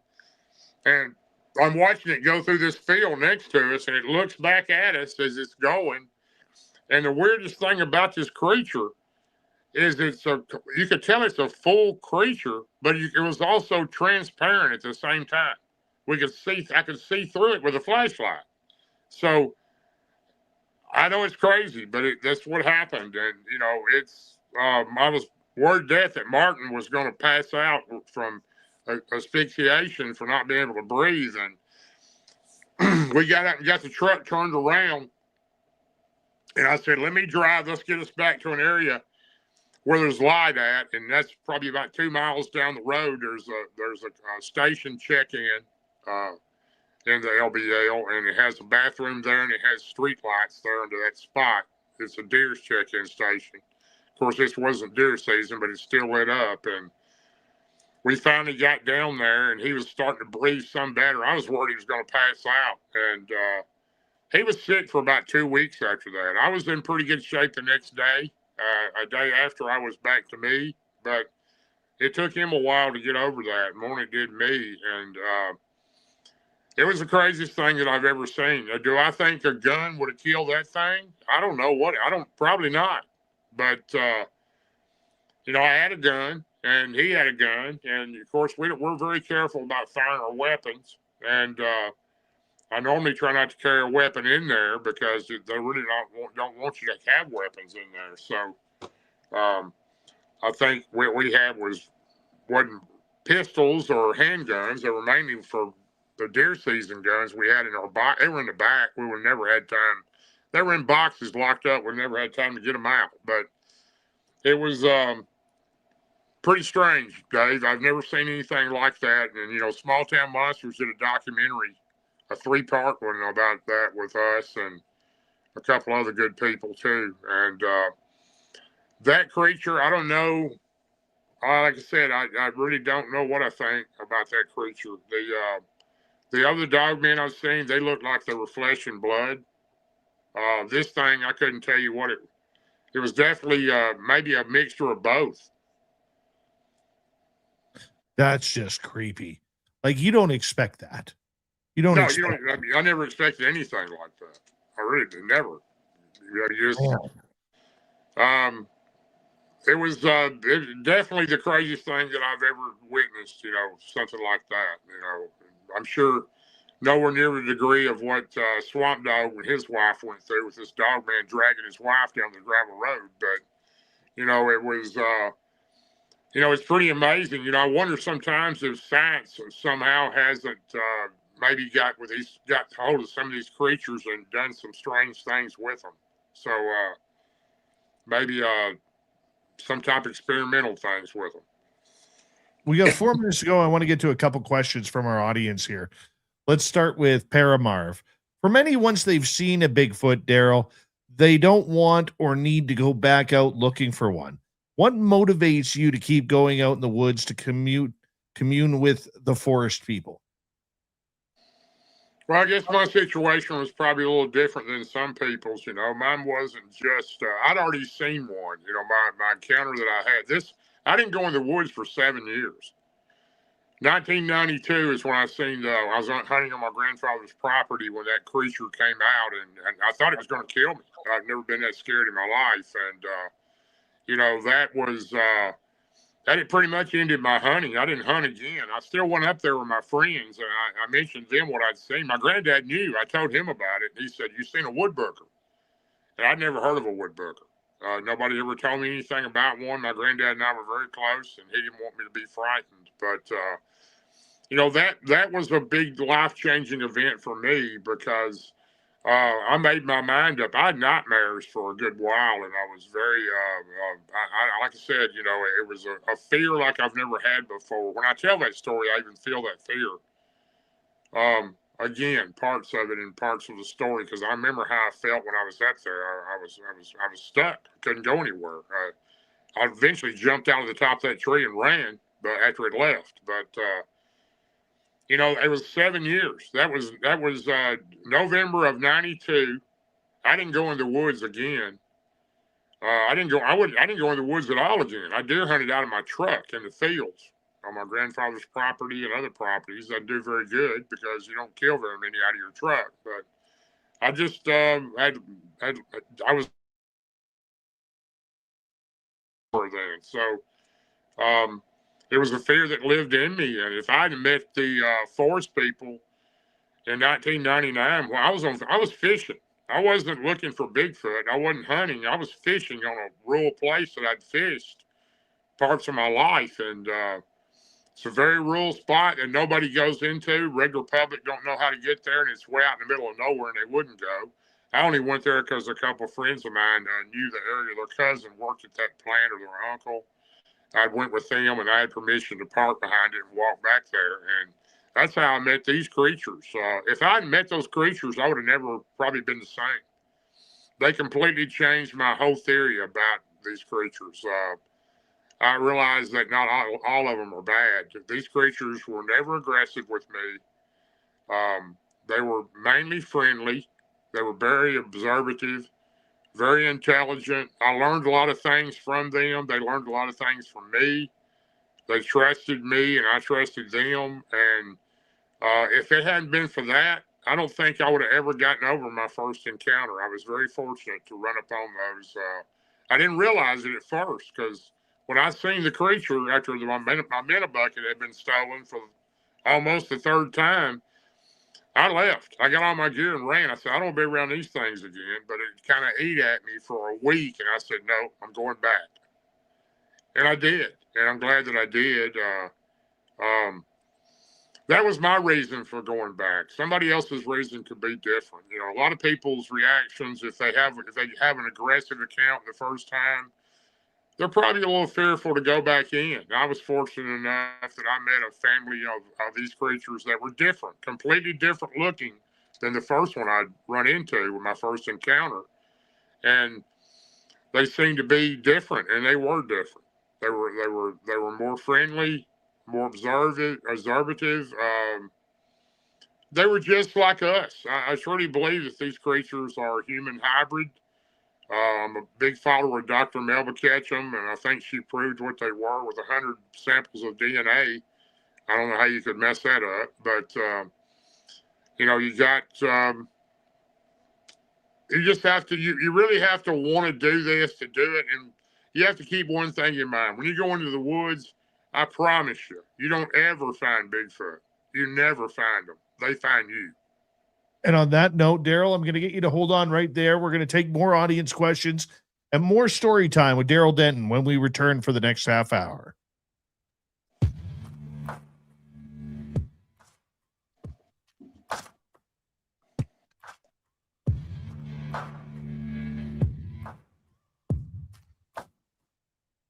You're listening to Spaced Out Radio with your host, Dave Scott.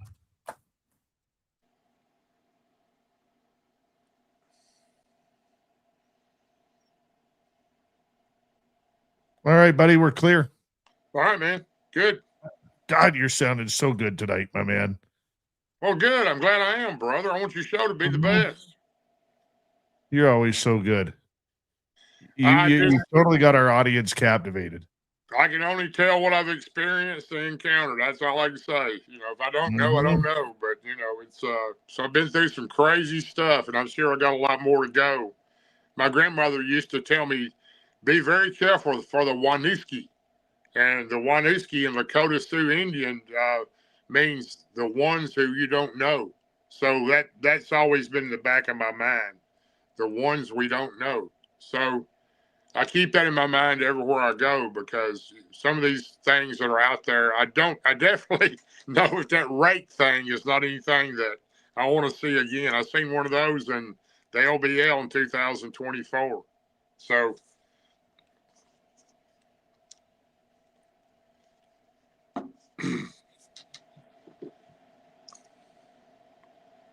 that's very good. Very good. If you haven't already, guys, do us a favor out there. Give us a thumbs up. It helps with our algorithms. We try to get at least 100 per night. I think we're still short a few. So if you don't mind, if you haven't already, give us a hand. We'd appreciate it.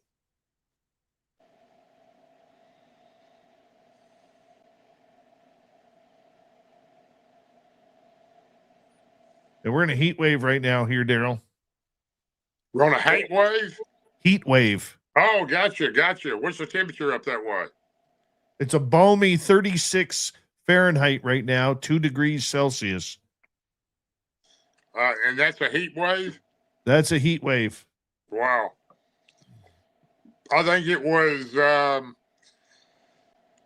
27 in Tennessee last night, where I live there, and it was around 31 during the daytime, but 36 during the daytime. Here yesterday, today it was around 48. I think it got down to about 38. So a little warmer here. Nice. At least we don't have snow drifts. Yeah, our snow's melting right now. It's raining outside. Yep, you got the warm weather coming in. Yeah, but it'll get cold yet. We haven't hit our cold streak yet. So when does your winter normally end? March, end of March, April. Not like ours, yeah. Okay. Yeah. So, but we haven't got our ugly cold yet. Oh, you're talking about really cold. Yeah. So. Well, Tennessee normally gets that in February. Last year we got it in December, January. Year before was December and then February. But I think the coldest so far it's been is like minus 25. Oh my God, minus 25. Yeah. Damn. That's Celsius, so I don't know what that is in Fahrenheit. I don't know either. I don't know how to break it down. But my dad, my mom and dad, I talk to my mom and dad every day. I just spent 2 weeks down there. So I just got back last week, and of course Rosie was sick the whole time we were there. Didn't even get out of bed but twice, and they had 7 degrees below was the lowest it'd been this winter.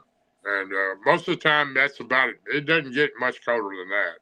Normally, like 1 below is about the coldest it gets. But that's extremely cold in Tennessee. Yeah, no kidding. Let's see what the long forecast is here. Hold on. Let's go to 14 days.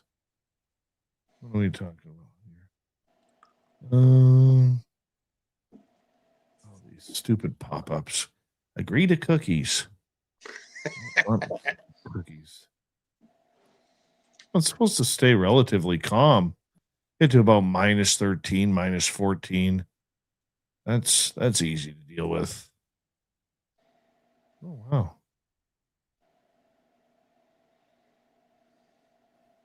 All right, we got about 15 seconds. Thank you to Benno. Thank you to Fast Hemi, Necessary Dialogue, and Kitty Caddywhack for the super chats. Greatly appreciate your love. And here we go, everybody, in 5 seconds.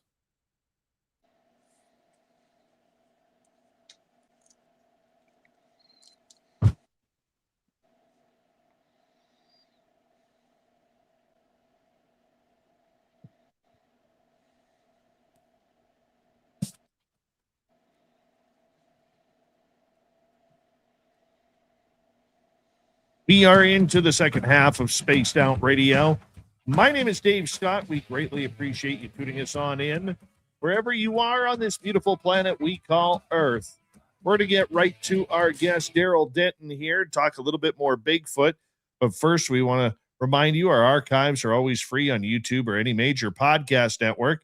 Check out our website, spacedoutradio.com, and of course, on Instagram at Spaced Out Radio Show, X at Spaced Out Radio, and on Patreon in the Space Travelers Club. Here we go, Darrell Denton. We're going to take more audience questions here. We're going to get right to it. Start firing them to you, my friend. Let's do it. Amy here, who is asking, do you think the Bigfoots were relying on you too much for treats, bacon, and donuts? No, I don't think they were at all. And the reason why I say that, because, the reason why they were stealing my minnow buckets, because I had 4 or 5 dozen minnows in that bucket. And the last bucket that I got, when I caught them, there was only 1. So they were eating the fish from the river. And they also brought me 3 catfish, still alive, still kicking. They brought me those. And they brought me a few other treats, some branches that were twisted with some berries on them and some different things. I think they appreciated it. I didn't try to make them rely on it. I think when you gift, you don't ever want to start gifting on a regular basis food. When I gifted them food, it would be like once a month, once every 2 or 3 weeks, that type of thing, because I didn't want them to come dependent on it. And I wanted them to understand that it was a gift, and I wanted them to enjoy it. And I think that I handled that the right way. Let's move on to another question from Paramarv. Have the forest people ever shared any information about how the portals work or where they go? I never heard them speak language like that to give me that information. I did hear some words out of them, and no, they never described any of that to me. And me personally, I have seen a portal, but not up close. My close friend Scott Carpenter that I did some research with, the late great Scott Carpenter, he had probably one of the best pictures of a portal of any I'd ever seen, and it's still available online. It's in our group if you would like to see it. You can actually see what looks like a creature coming out of it, and it was taken on the camera. That when he walked, he had a camera behind him. And also Jennifer Appleton in our group has a fantastic portal in a rainstorm behind her house. And you can actually see what looks to be a Bigfoot stepping out of it. Let's move on to another question from Paramarv. Have they ever shared anything about their relationship with other beings, whether it's Dogman, aliens, anything like that? Well, the ones that I had two families of Bigfoot that I had a relationship with.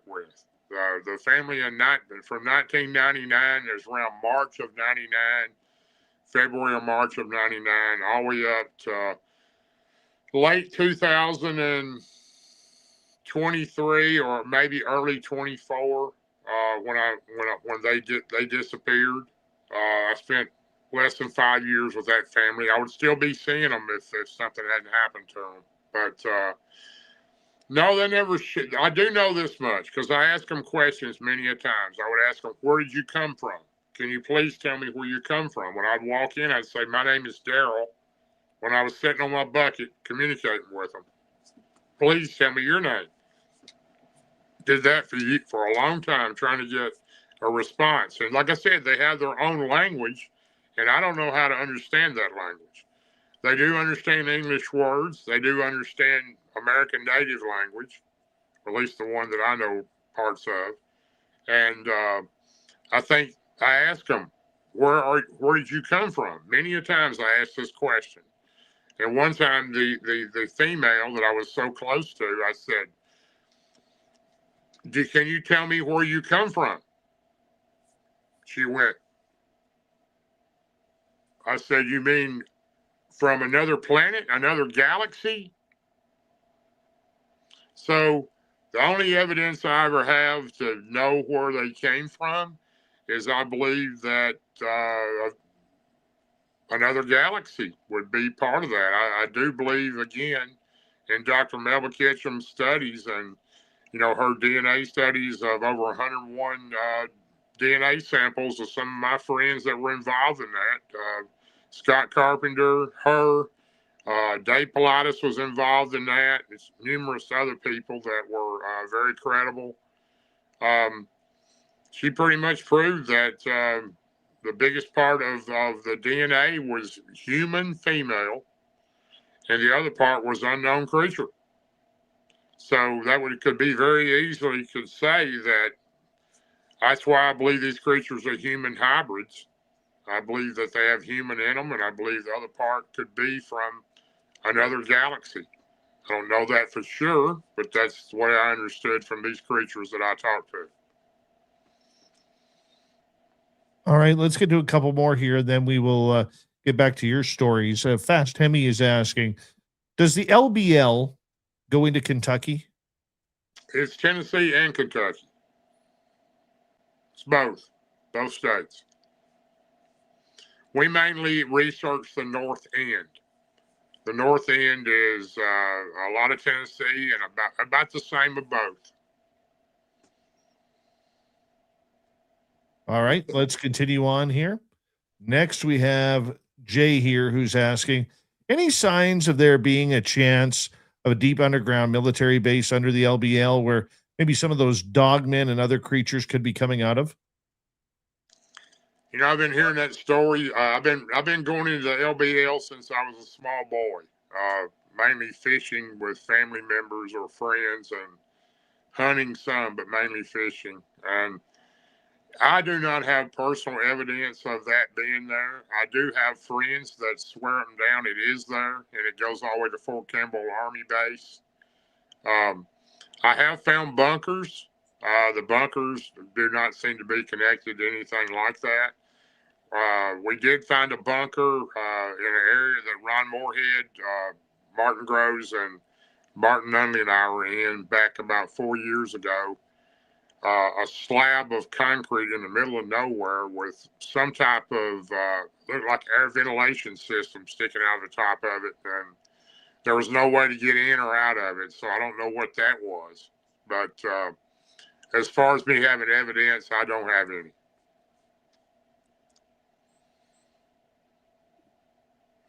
Do you think that these creatures then are just nomadic, wandering around wherever they go, or do you think they have homesteads? I don't think that. I do think there's probably some that travel. The ones I've been around, they stay in the same place. Their family has a homestead there. A lot of times, I believe that most of those have been there for, many years, way many years. They do have a hunting radius up to what I believe to be about 100-mile area, but they still stay in the same area that they're in. Where they live is where they live, and they'll stay there, but they will become go out into areas of, I think, the reason why I say 100-mile area is because we found a 3-toed track. It's been quite a few years ago, and it was a real strange 3-toed track. We found that same track 4 times within a 100-mile radius. And I just don't believe that this particular track, I did make a cast of it. It had also not just the 3 toes, but a special indention in the foot, which would be very unusual to find another one with that same type indention within that radius. And we found that track, almost 100 miles away in an area that we knew that Bigfoot or the forest people were feeding in. Real near an area of Cheatham County, Tennessee, which we call the Killing Fields.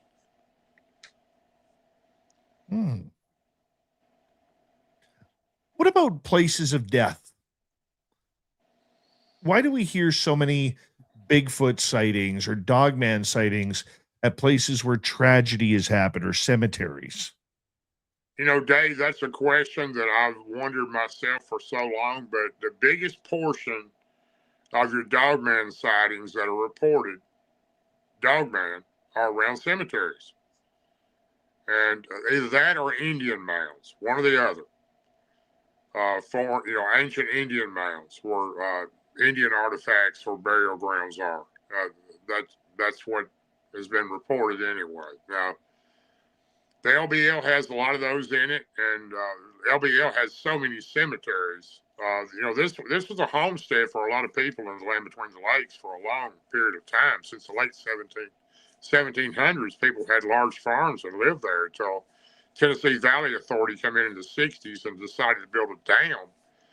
And they took the Tennessee River and the Cumberland River and put them together and built a dam and called it Land Between the Lakes, which formed Kentucky Lake. So the Tennessee River still runs to the east, and the Cumberland still runs a little bit to the central northwest. And, those areas for all those years, there's so many homesteads covered up with that lake and cemeteries. But the park itself has, I don't even know how many cemeteries. I believe it's over 200 cemeteries in the park. It's not actually a park anymore. It's not a national park. It's run by the National Forestry Service. And they're the ones who are the caretakers of it now. But a lot of the sightings have been in the LBL I'm talking about, because that's where we research a lot. Right. Have been in the cemetery areas of dogman. I don't know why, but it seems to be that way.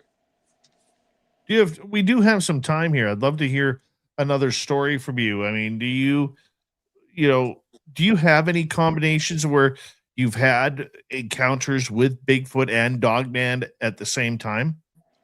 I never have. No, I do not.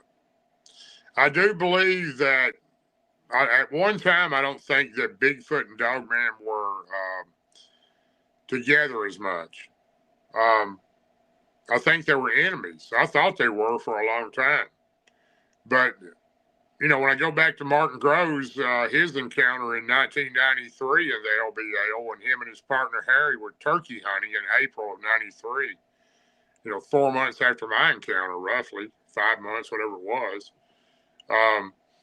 The creatures that they seen were 2 dog-headed creatures that came to their camp in the campfire, and they tried to attack them. And of course, they fired up on them. And Martin, being a sheriff's patrol officer, he fired his revolver twice, and his friend Harry fired a shotgun, and the creature screamed when he hit it. And when they jumped in their truck to leave, in front of them in the field, there's a field there. It was a cornfield at that particular time that had been cut, and it was a good area for turkey hunting that they were camping in.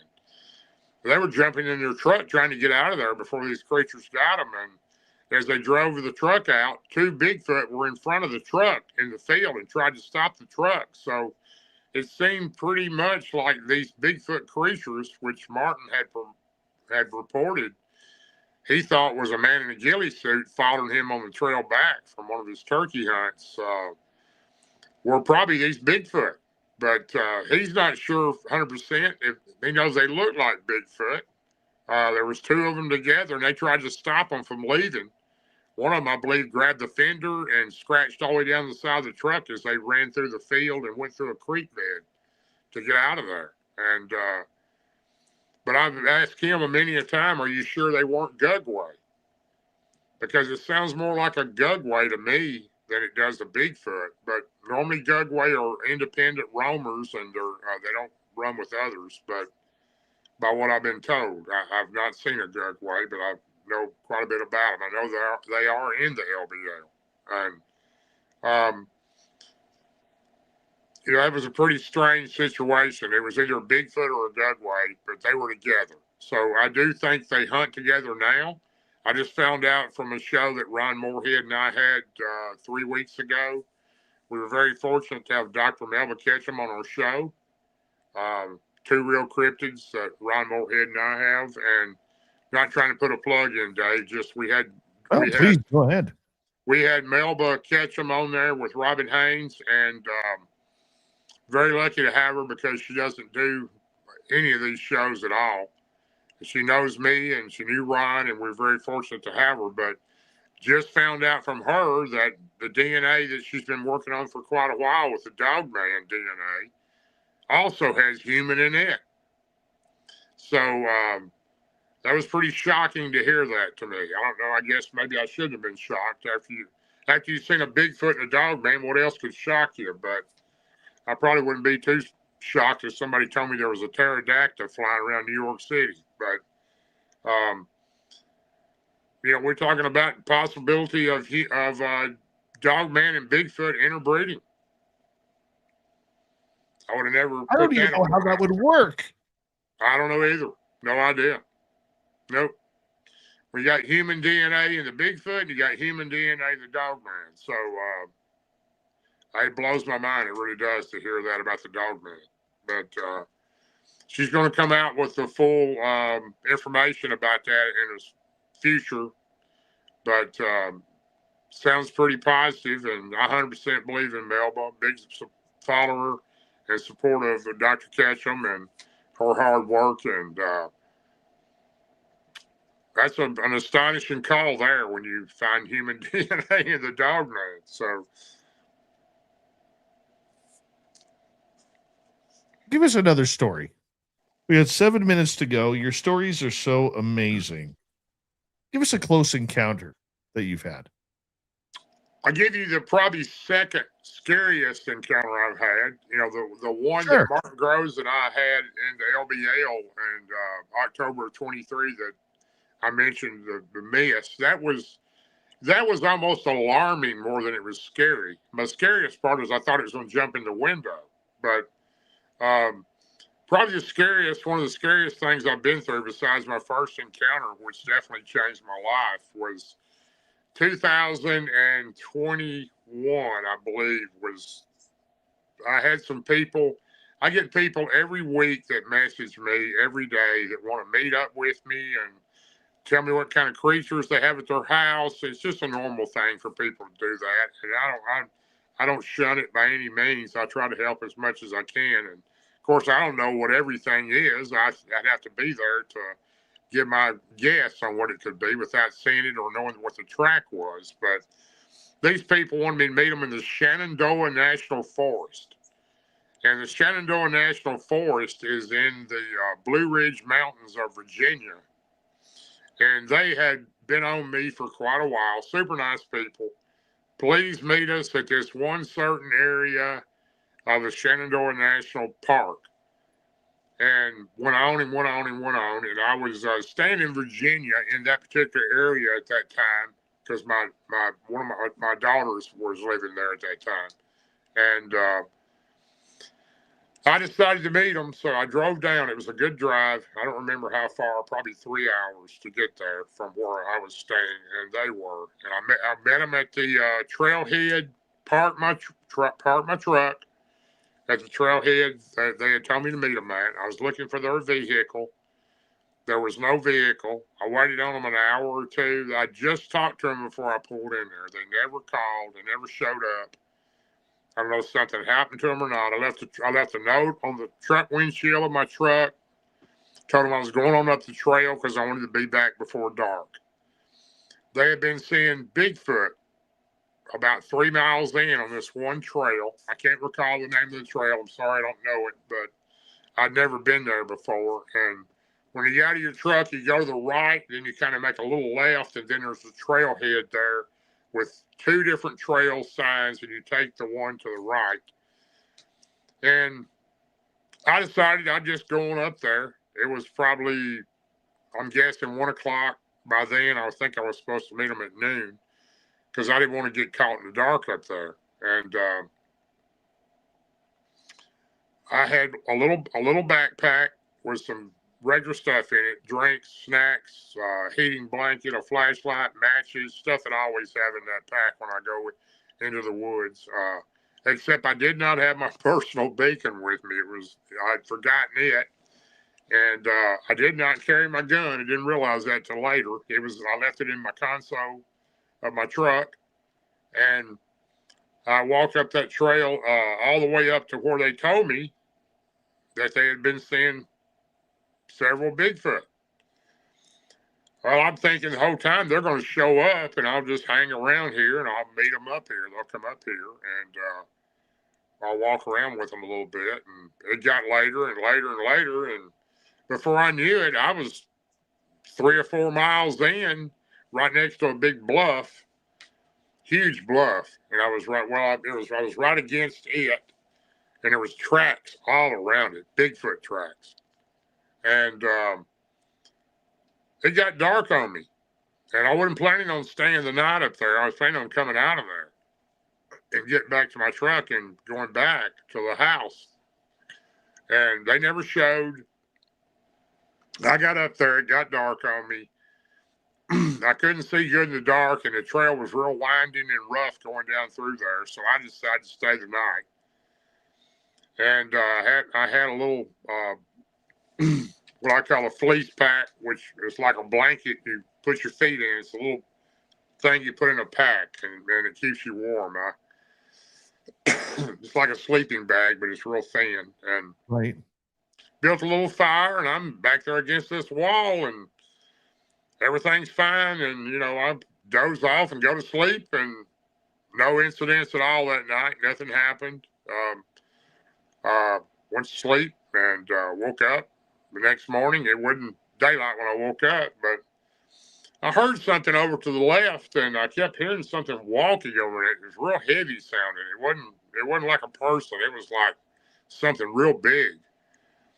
And I kept hearing it, never seen it. It got daylight, and I didn't hear it anymore. And I got up, and I went back to that bluff, and I seen those tracks. And I just couldn't help the curiosity got to me. I followed the tracks to the left around that bluff, and there was a lot of Bigfoot tracks. So they were living right in. I was definitely in the right spot. I just didn't see any of the Bigfoot. But I think I heard one. But I went on around the side of that bluff, got down through a creek, and got back down in there. I don't know how far I was off the trail, which I will never do again. I learned don't get off the trail. So I did, and of course, in those mountains, I had my cell phone. You have no GPS. You have no cell phone service. You have nothing. You're all on your own. Well, I got down in there off the trail and got lost. I spent most of the day trying to find the way back to the trail and could not find the way back. Never did find the trail. Kept walking in the woods. That night, I ended up spending the night a good ways from where I was. I don't know exactly where I was, but my granddad always told me, son, if you get lost in the woods, find a creek or a stream and follow it. It will take you to civilization. And I've always remembered that. So I walked around in the woods and found a place to stay that night and built a little fire. I was hearing so many noises in the woods. I've never heard noises like I was hearing. I've never heard some of these sounds that I heard that night. It was a little scary. I was hearing stuff to the right of me and to the left of me, and hearing stuff way over the hills screaming, and there was all kinds of noises that I hadn't heard before. And if you've ever seen the Blue Ridge Mountains go for miles and miles, and they're just in the middle of nowhere. And that night I built a fire and I couldn't sleep. And about Darrell, we got to wrap it up. We'll have to bring you on to share that story again. Darrell Denton, everybody. Coming up next, we've got the Swamp Dweller, and the Wizard will be here for the UFO report. You're listening to Spaced Out Radio with your host, Dave Scott.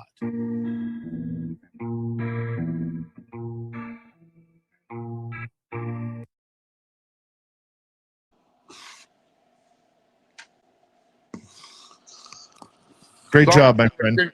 Couldn't get the story in. Sorry about that. That's okay. That's all right. We love you, my man. Love you too. You have a good night, brother. We'll talk soon, okay? Take care. Darrell Denton, everybody. How awesome is he? I love that guy. Love him. All right, we're going to take a quick break here. I'll be right back, guys.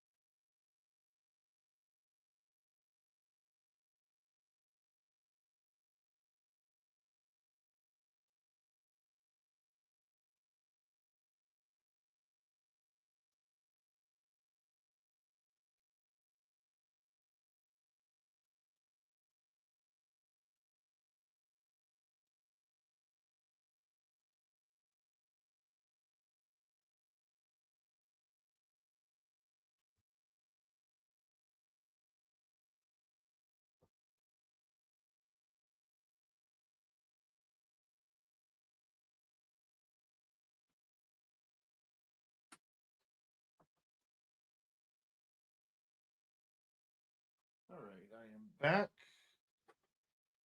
Let's bring in the wizard, shall we?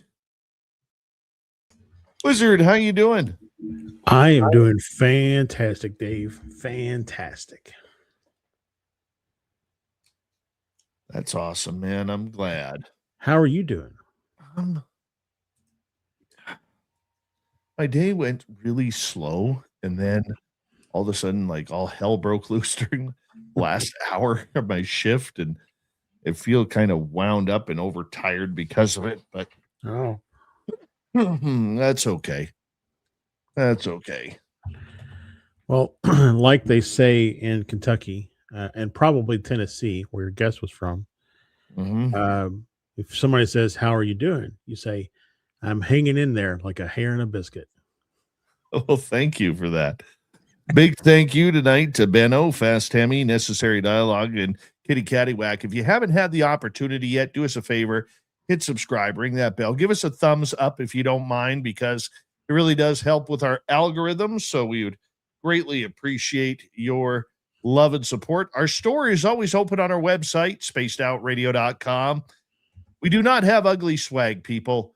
No ugly swag, so make sure you check it on out. And here we go with hour 3.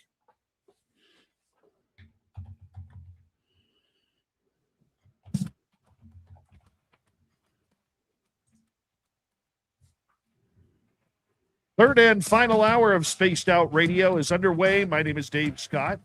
Glad to have you here as we have Swamp Dweller and the wizard, Josh Rutledge, coming in for the UFO report. Hey, we want to say hello to each and every one of you tuning us in on our terrestrial affiliates around North America, digitally on every major podcast network. Our website, spacedoutradio.com. We have a plethora of features for you. Rock out to Bumblefoot, read the news wire, check out our swag as well. Follow us on X at Spaced Out Radio, Instagram at Spaced Out Radio Show, and on Patreon in the Space Travelers Club. The Desert Clam has set the password for tonight in the SOR Space Travelers Club. Acquiesm. Acquiesm is your password. Use it wisely, Space Travelers, as the Clam sets the password each and every night right here on Spaced Out Radio. Time for the Swamp. Hello and welcome to Spaced Out Radio's Swamp. I'm Swamp Dweller, and tonight I'm going to take you on a mystic journey of the unknown, sharing tales of monsters, legends, and nightmares. Welcome to the Spaced Out Radio Swamp. When I was 21 years old, I decided to go out with a bunch of friends in the woods. We decided to hang out after dark. Now we all had booze and flashlights. 2 of us had guns and I had my knife. The walk was long through the woods to get to a cliff with a beautiful view to see the sunset, and we were going to drink and get high. Nothing too major, just some weed. We got to the spot with no problem, and at the top of this cliff, there was a big rock you could stand behind, and nobody would see you. So we sat on the cliff, our backs to the rock, and the forest behind the rock. We have a friend, let's call him Jeff. He got up and said that he had to take a pee. We told them to be careful as it was getting dark, and there were cougars and bears in the woods. So I told them to hurry up and be quick, and if anything happened, scream. So he went behind the rock, and we could hear him start to do his business. We were all just sitting there smoking and drinking, when suddenly we heard this loud, almost ear-piercing screech. We all thought it was a mountain lion, so we went to check on Jeff. He was standing there with his pants down around his ankles, this bewildered look on his face, and he looked white as a ghost. It was almost like he had seen one. We were looking around and we noticed this vast gaping hole in the forest where we could hear something running away. This hole was easily 7 or 8 feet tall, and about 3 or 4 people across. It was enormous. There was no way a bear or a cougar could have made a hole like that, and the sounds of the thing running away almost sounded like a Bigfoot or something. It was so heavy and forceful. Interestingly enough, in the area where I lived, we have tales of something called the Mogollon Monster, which is like a Bigfoot in a sense. This creature is 7 or 8 feet tall and very big, and no one has ever gotten a good look or picture of it. We don't know what happened to that night as Jeff refuses to talk about it, and we don't know what he saw. Some of us chased after it. It was running so freaking fast. It was much quicker than us, and we were gunning it. It got away because we didn't know what it was, what happened, or what Jeff saw. We can only assume that something else was out there that night, and it scared the bejesus out of us. Thank you, Swamp Dweller, for a creepy story. If you want more just like that, head on over to Swamp Dweller, hit subscribe, ring that bell. We got thousands of stories to get to right there on Swampy's channel, and you will be entertained, I promise you. From the swamp to the stars, time for Josh Rutledge. We call him the wizard around here.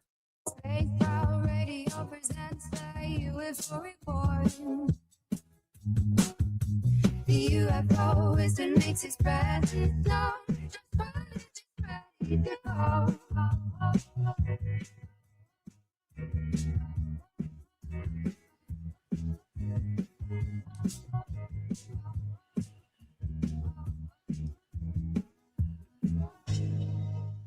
Wizard, it's always good to have you on Spaced Out Radio. How you doing? Doing great. Really looking forward to, there's been some, newer developments in the UFO topic. I don't know if it's because there's kind of a void of just general UFO stuff that people are just because there's a lot of content creators making noise. Let's put it that way. Before we get to that, I need to just talk to the audience here for a quick second. Sure. All right. Sure. And I appreciate that because I screwed up. I screwed up quite badly as a show host, and I'm not happy about it, to be blunt. And I've been thinking about this for quite some time since our last show. Our last show, we had a guest, Ivan Hanel, who is a lawyer, very much about UFOs, and he represents Lou Elizondo.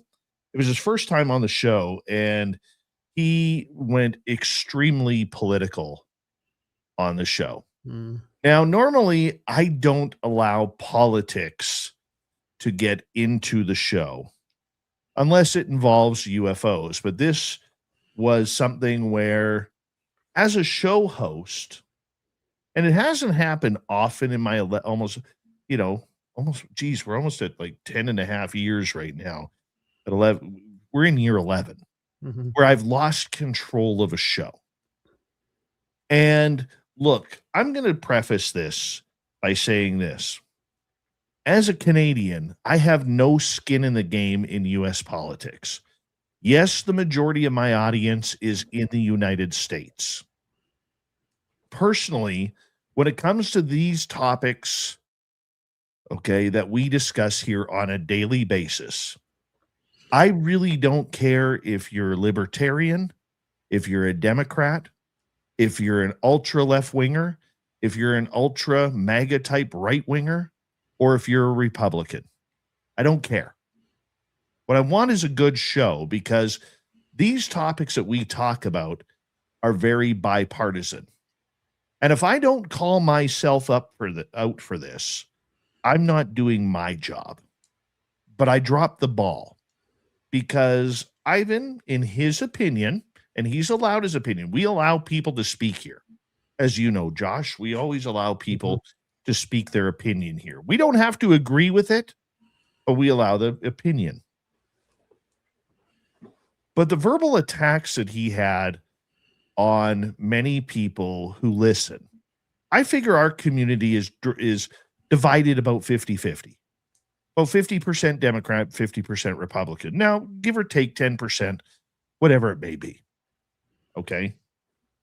But he went on an absolutely, in my opinion, a verbal attack on many people who swing to the right. And especially people who are very pro-President Trump, very people who are very pro, maybe part of the MAGA culture. Okay. Now, I alienated a lot of those listeners because I didn't cut it off when I should have. I would have done the exact same thing if it was somebody on the right attacking the left. Okay. But I didn't. And that was very, very poor hosting on my part. Okay. Because I pride myself in being a journalist. I pride myself on talking to both sides of the ledger here. I pride myself on being a professional. And I wasn't. And this has been weighing on me since the last show.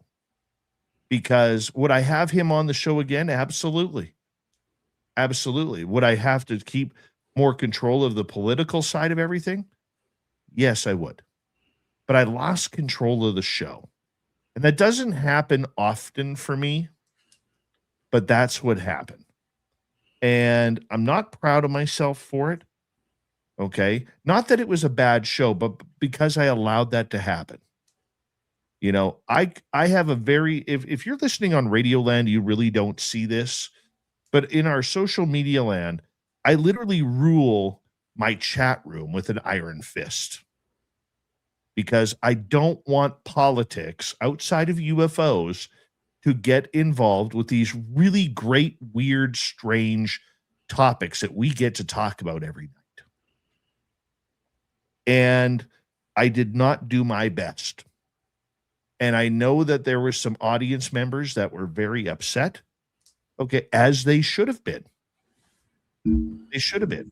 And once again, I don't care who you vote for. I don't care what side of the political side that you live on. Okay? That's none of my business. My job is to provide a 3-hour show of the weird, strange programming that we deal with. Will it get political sometimes? Sure it will, because UFOs have become political. I can also tell you that my politics may not align with yours, may not align with other people's. And that's okay, because we're having conversation. And I let it get out of hand. And that wasn't a good move for me on a professional level. So for my audience out there who listened to the previous show and were upset about it, I apologize to you because I didn't do my job properly. And I feel bad about that. And there was one comment here that really hit me. And it came on YouTube. Okay, from a guy named Hobie Katz. Okay, and he said, all the different views and opinions, but Dave did not defend himself or his audience. It went on to say a little bit more than that. I said, you know what? You're absolutely right. I was not at my best, and I got caught off guard with it. As a host, I have to be more in more control. And when a guest gets out of hand, then I have to be the pro and do something about it. I didn't do that. That's 100% on me. I'll have to do better. So for our audience who may have been a little bit upset saying, Dave, you know, and it's funny because I've been called over the years, you know, saying that I'm more Republican or I'm more Democrat, you know, because as a host, I try and stay down the middle, right? Because frankly, I'm Canadian. It doesn't make a difference whether if I was Republican or Democrat, because I don't live in your country. I don't. Believe it or not, I don't. Till you become the 11th province, I don't live in your country. So I just want to apologize because I didn't do my job properly. Okay. And I hope everybody can see that. I will do better for next time. So now that we got that out of the way, let's get to some UFOs, Josh. Yeah. Well, first of all, I'd like to acknowledge that it takes a professional person to acknowledge when they weren't professional. So I applaud you on doing so. And you know, you'll learn from it and you'll move on, right? That's what we do. So we're going to start talking tonight about James Fox. Right. If you don't know, I know Dave, you know who he is, but for everybody else, he's has created several documentaries within the UFO scape, and his first probably being, I don't know if this is technically his first, but the first one that I watched that I knew about James Fox was I Know What I Saw, which was all about the Phoenix Lights incident in '97 here in Arizona. So in 2022, he released a documentary about the Virginia incident in Brazil. And I thought it was a really, really good documentary. I mean, really went into a lot of detail that was, I think, previously unknown about the case. Well, at the end of 2025, he released part 2, if you will, of that documentary, which contains even more detail. I have not watched it yet. It's on Amazon Prime. You can rent it for like $4 or buy it for 15. At least his has a rent option as opposed to age to disclosure. But basically it lays out, he's interviewed a couple more doctors and things about the, non-human intelligence / aliens / extraterrestrial, whatever bucket it falls in, that was examined as a part of that Virginia incident. Okay. So fast forward to today, or it was actually last week, there was a press release about an event he's holding at the press club in Washington, D.C., where he is going to have 5 or 6 different Brazilian witnesses give testimony. One of those individuals was a doctor that in the time of the Virginia incident performed the autopsy on the military police individual who died because one of the entities scratched him. And one of the people being given a witness testimony is that doctor who supposedly examined that non-human being. So unfortunately, I did reach out to the person who's kind of, I guess, the press contact for this event. It is not going to be televised, not going to be streamed. But the intent is that each one of the members of the panel will give a kind of like a statement, and then they'll open it up for 1 hour of Q&A. That makes no sense to me. I don't understand it either. That makes no. You have the ability. Okay, I'll give you an example. If James Fox put that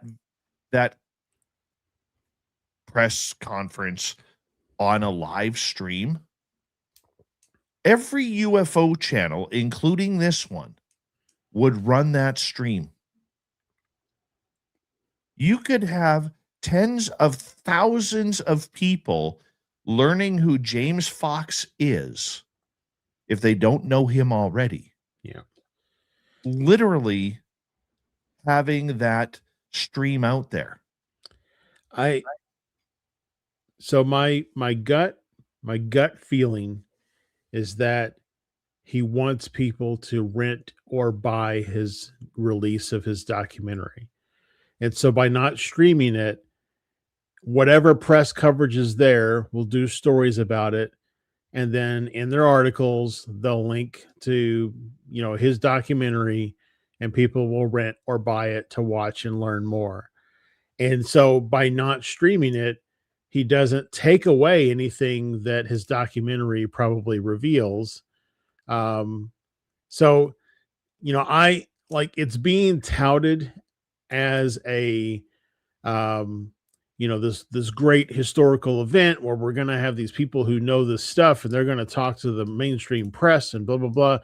But it really feels like when Lou wrote his book and he came out with his book, and then he did like the, traditional secular news cycle where he was on the comedy's channel talking to their people. And he was like on the Breakfast. I don't know any of the new stuff, but Breakfast Club or whatever it is, that talking with various people about the stuff in his book. I feel like, honestly, that this is just a ploy to get coverage for people to hopefully go and watch his documentary. And you know what? To each their own. But you know what? At least if you're doing a pay-per-view, you have to have some lead up to it. Yeah. Not just a piece of paper that's photographed on, about an event that's happening. Look, I have all the respect in the world for James Fox and his incredible movies that he has put out. He has interviewed the best people. He's dug deep in regards to a lot of these stories that he has covered. The guy is, in my opinion, very, very smart, very brilliant man. But this is a snafu, in my opinion. This is a big time snafu for him to do that. You have the opportunity, and you see what bugs me about this, all right, is the UFO community once again is given the lump of coal. Look, I realize there are probably on YouTube, without counting, because I don't know how many there are, but there is probably 5,000, 6,000 channels Probably. on UFOs? Probably about that. Okay. That's being conservative. That's just North American channels. I think we can agree on that. Yeah, I would agree on that. Okay. I don't know how many UFO channels though there are outside of you think if every other country has them. Yeah. Okay. People in the UK have YouTube channels on this subject. Right. Italy, Mexico, wherever it may be. Canada. Okay. Even though we're in North America and so is Mexico. Okay. But what I'm saying though is we all get lumped into one basket. Do you see what I'm saying? Mm-hmm. Imagine if Chris Ramsey with 7 million viewers was covering this live. Jesse Michaels with 1 million viewers. Okay. Ourselves, we only have almost 30,000 on YouTube. Okay. But that's 30,000 potential viewers right there. There are other channels out there, bigger and smaller, that could cover this. It's free press. If you want people to buy your movie or buy this as something, all you have to do is stream it and allow those channels. They're going to take it off. And guess what happens? They all come to buy your film. Yep.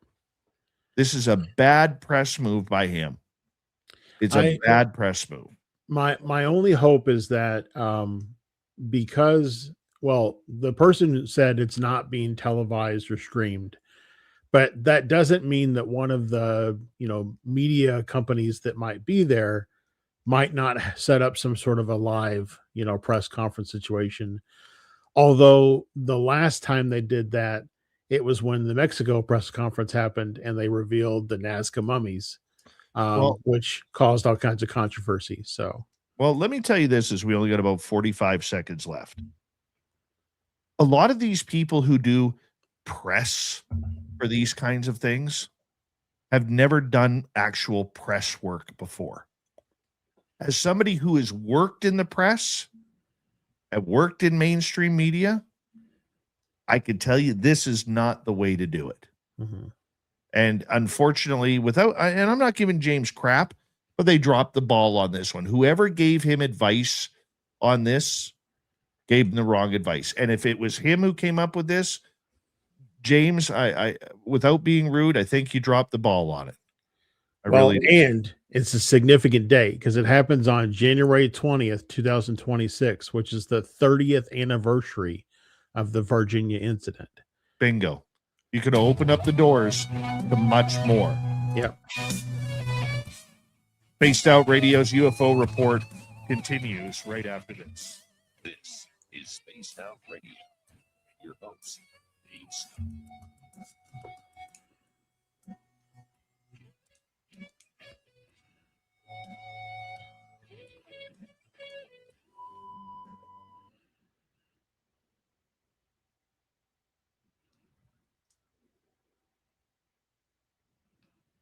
All right, we're clear. I want to say one other thing about this. Look, we're on 7 or 8 different terrestrial radio stations. We're mainstream media. Yeah. Okay. Here's what I do want to say about this. The people in mainstream media will do if they're lucky, a 4-minute story on this. Maybe 2 minutes, probably around 2.5 minutes. Yes, they reach a wider audience, but you know who's not watching television these days? The 40 and under crowd. Yeah. They are streaming. I mean, I don't watch. I cut the cord, so to speak, 7 years ago. Yeah. I'm exclusively streaming. So yeah. And I understand that they may have a big reach. He's probably invited all the big newspapers that are in DC, all the big television stations that are in DC. That's wonderful. Should have. Good move. Okay. But when you cut off and UFO people, these people who claim to be the big name ufologists, okay, it's weird how the first thing they do when they have something come out is cut off is they bite the hands that feed them. It goes back to the Stars Academy when they wanted all of ufology to go buy their worthless shares, but they were adamant that they wanted nothing to do with ufology. And I know for a fact that a number of them in that group who are now no longer part of that group stated that was a bad move. That was one of their biggest mistakes that they made. Okay. Now you fast forward to all of the UFO whistleblowers and the big name scientists who do not want to participate in going on radio shows and YouTube channels because we're beneath them. We're part of that old school green alien flying discs, anal probing type of ufology that they don't want to be associated with. You look at certain whistleblowers where they're only allowed to go on certain shows because they don't want to be involved with ufology. Yet all of these people do everything outside of ufology. Okay. The age of disclosure. You didn't see Dan Farah or many other of these guys going on UFO shows or YouTube channels to talk. Because they're all like, well, we got to get this into the mainstream. We got to get this into the mainstream. Yeah, that's wonderful. Using the same 3 videos for the last 8 years is not going to get more mainstream coverage. When you keep repeating and repeating and repeating the same goddamn garbage. Well, I would say the probably the closest fringe would be when he was on Rogan. Yeah. Yeah. But that's still, I would consider Rogan mainstream YouTube. So. Yeah. But he's top of the pile in streaming. There's a reason why he's getting 100 million listeners per day. Right? Yeah. So, but what I'm saying is all of these groups, they want to take your money. They want you to buy that movie or pay $24.99 for that movie. It doesn't matter whether it's James Fox, Stephen Greer, Age of Disclosure, whoever it is. They all want your money, but they will not come out and talk to you. And they'll tell you, well, there's so many shows out there and most of them are just garbage. Well, what they do is they lump you into everything. They don't have people who are researching who are the journalistic shows out there, who are the credible shows out there. Okay. And this isn't just me, guys. It's Coast to Coast AM. Mm-hmm. It's Jimmy Church. It's Dave Schrader. Okay. Way bigger shows than us. I mean, I would say we're in the top 10 size wise. Okay. But there are bigger. I'm not egotistical enough to say that there aren't bigger shows than us, and they're not getting them because they've lumped us in like a bag of coal. And that's the way they're keeping us. Yep. You guys, you UFO people, stay over there. We'll take your money. You give us your money, but we're not going to give you anything in return. and it pisses me off. Sorry. We got 20 seconds left. I'm sorry, Josh. I agree. I do. But what do you do? What do you do? 10 seconds. 5 seconds. Quiet Deb on set. Quiet Deb on set. Here we go.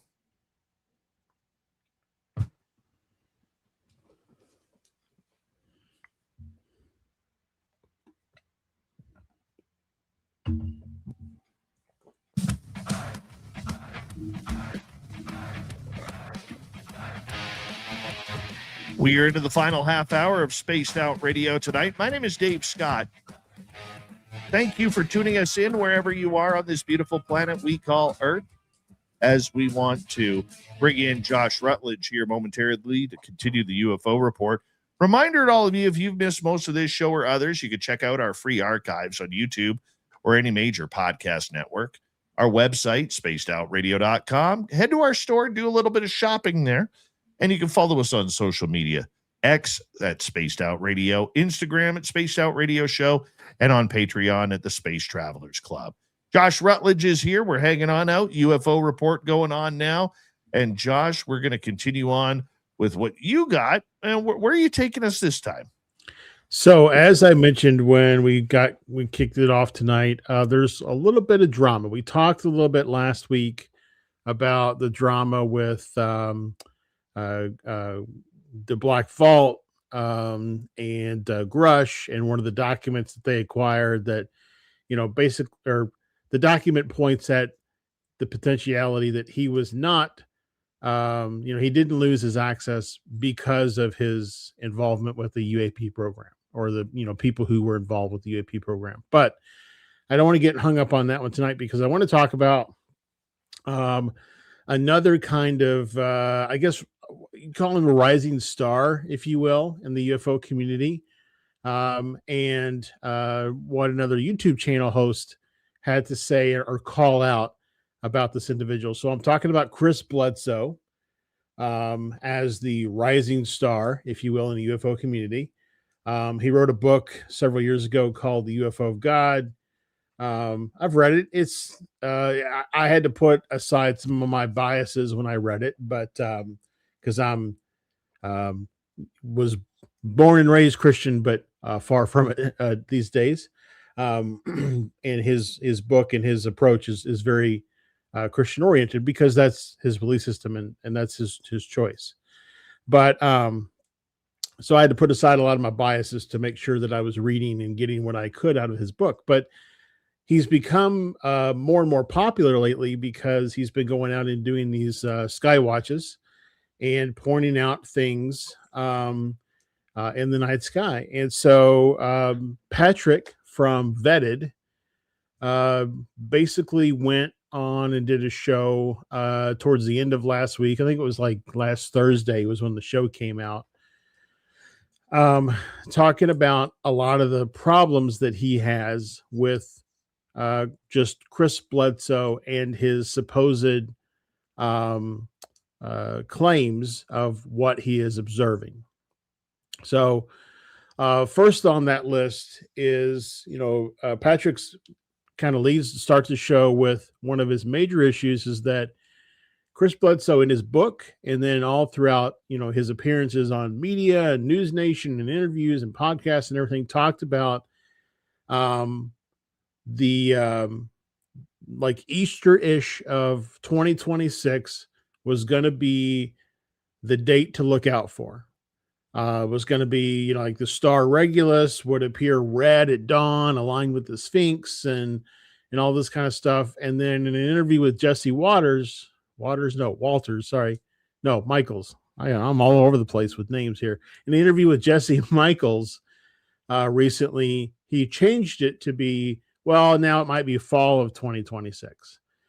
And I'm actually aligned with Patrick's viewpoint on this, is that this is the problem, I think, with, and Patrick thinks as well, with people who make these, kind of prophetic, claims that things are going to be significantly different in this month or on this day or in this year, because as that deadline approaches, and things are not lining up, or you don't feel confident in the information you received or conveyed, you start changing your tone. Well, now it might be fall, and what actually Patrick calls out is that in a couple of posts, Chris said, well, dates don't really matter.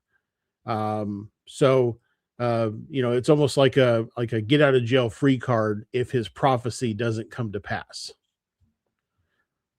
Chris Bledsoe is one of the nicest people I've ever met in this field. I think he is a very genuine person. I think he has a lot of incredible things going on. There's a reason why many university scientists, majority we don't know, are studying him, including religious studies people like Diana Pasulka. There's a reason why he's been called to NASA to have his brain picked. It is alleged that, some of the things that he has predicted have made their way not only to the White House, but also to the Vatican. Okay, this is all topics on record that have happened. That being said, I think what happens with a lot of people is they feel in this community a need to one-up themselves. And I'm not saying Chris Bledsoe and his family are doing this. I think Chris is genuine in what he is saying. However, I don't believe that anybody can really predict anything when it comes to especially potential end times, shall we say. Okay? Because a lot of Chris's prophecy around this does develop around end times with the lady, and biblically speaking, and I'm not a student of the Bible, read it, okay, but I'm still not a student of the Bible. But the one thing I do know is nobody will know when it happens. It will just happen. They've been prophesizing the end of the world, the end of, or Armageddon, or whatever you want to call it, or the battle of good versus evil for centuries. It hasn't happened. So, well, and I do know some scholars of the Bible who would tell you that the book of Revelation was actually written for the early church and had no usage beyond early Christian times. But I don't want to get into that conversation. But I agree that, there have been times when, even doing the stuff that I do, I'll get dates or years or things, and I generally keep that kind of stuff to myself. If a date or a year that I get comes true, then I just consider it as like it's a personal reassurance that, the information that I'm getting, maybe as it relates to other stuff, may also be true.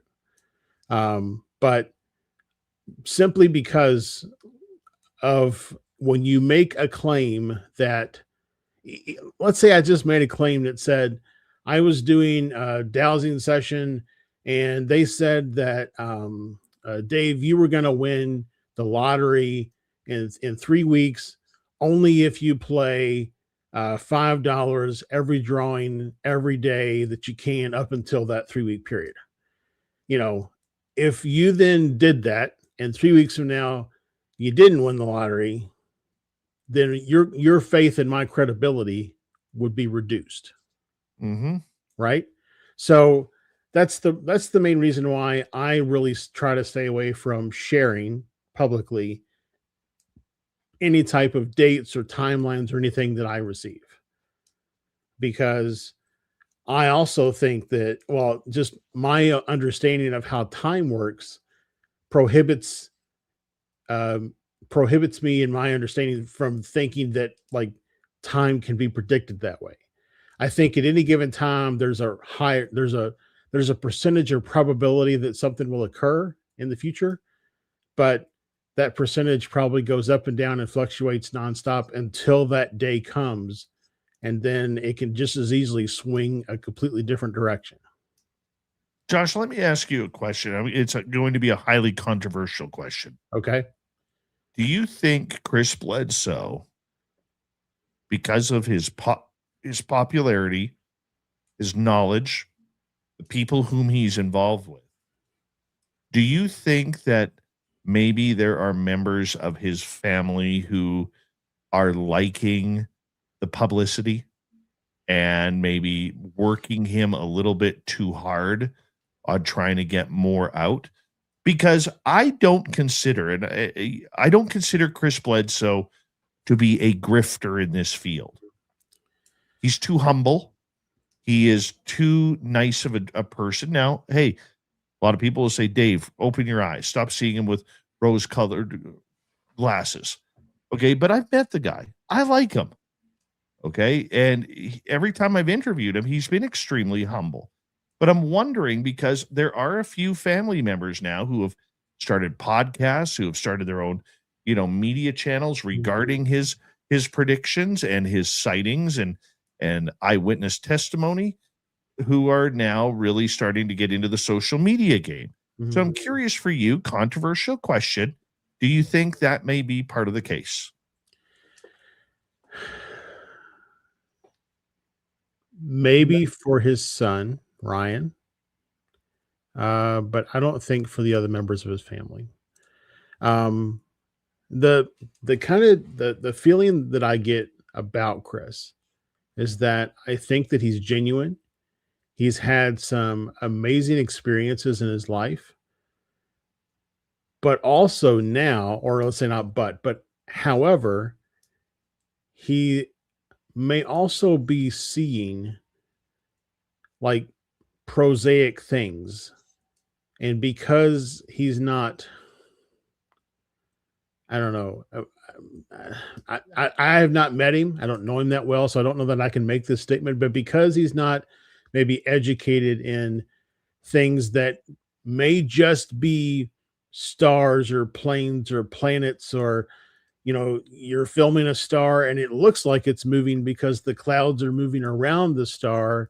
And, he's just not catching that those things are not orbs or angels or anything else. So, and because maybe the people who are close to him want to keep the attention going, they're not setting him straight. They're not saying, "No, hey, Dad, I think that might be a planet." One of the things that was also called out by Patrick was that he went to contact in the desert where Chris Bledsoe did a sky watch and pointed out and said that this thing would fly by at 9:45 p.m. And at 9:45 p.m., an airplane flew from the area that Chris said something would come from. And several people in the audience, Patrick recorded his sighting or his experience. Several people in the audience were saying that's an airplane. And Chris said, no. If you think of it as an airplane, then it'll become an airplane. But you have to just believe that it's an orb. And so like that kind of stuff, it causes me to question somebody's credibility. If, it's just as easy to look up on Flight Radar 24 and see what airplanes are going to track into an area at a specific time. Again, not saying that Chris is necessarily doing this, but maybe somebody in his camp whispered in his ear. And, it's just the whole, my main problem with a lot of people in ufology is trust or belief or faith in something being true. I'm not wired that way. I have to investigate. And if what you pointed out, I can look on Flight Radar 24 and see that it's an airplane, or it has red and green flashing lights and a single white landing light, I'm going to call you on it. And if you stick to your guns and say, no, it's only an airplane if you see it as an airplane, then in my mind, you're going to lose some credibility. So that's the only thing that I see, is that if Chris is legit and Chris has these experiences and he thinks that he is on the right path towards leading people to some, greater understanding, then I think he needs to reevaluate some of the things that he points out as being anomalous. And I think that's a very astute comment right there. I really do. And I don't know if Chris is trying to perform or whether it's come naturally. With a lot of experiencers, Josh, as you know, you've been around enough of them. I've been around enough of them. You're an experiencer. I'm an experiencer. Eventually, what usually happens with people is the sightings fade. Okay? The sightings fade. Like all of a sudden, you can be red hot for a number of years where you go outside, you're summoning UFOs, you are having paranormal encounters, you're putting yourself in that situation. But eventually, a lot of times with a lot of people, is the encounters slow down and or stop as they age. And as it usually starts when they hit around 50 and older. Okay, because we're old now. You haven't hit the old peak yet. You haven't hit that part. You're still at almost the halfway point, But I'm wondering if that is happening with Chris, and now we're starting to see him make statements like he did at Contact in the Desert, which is, if you think it's a plane, it's going to be a plane. It all depends on how you put your energy out there, paraphrasing. Mm-hmm. Okay. Your thoughts? So I would disagree that contact stops. I think contact evolves. And if you're doing it right, in your experience with the phenomena, contact is supposed to evolve because you're growing as an individual. Your understanding of your nature of your reality is changing with every contact experience. So there's no reason for them to continue to fly orbs in your path or UFOs off in the distance. You already accept those things to be true.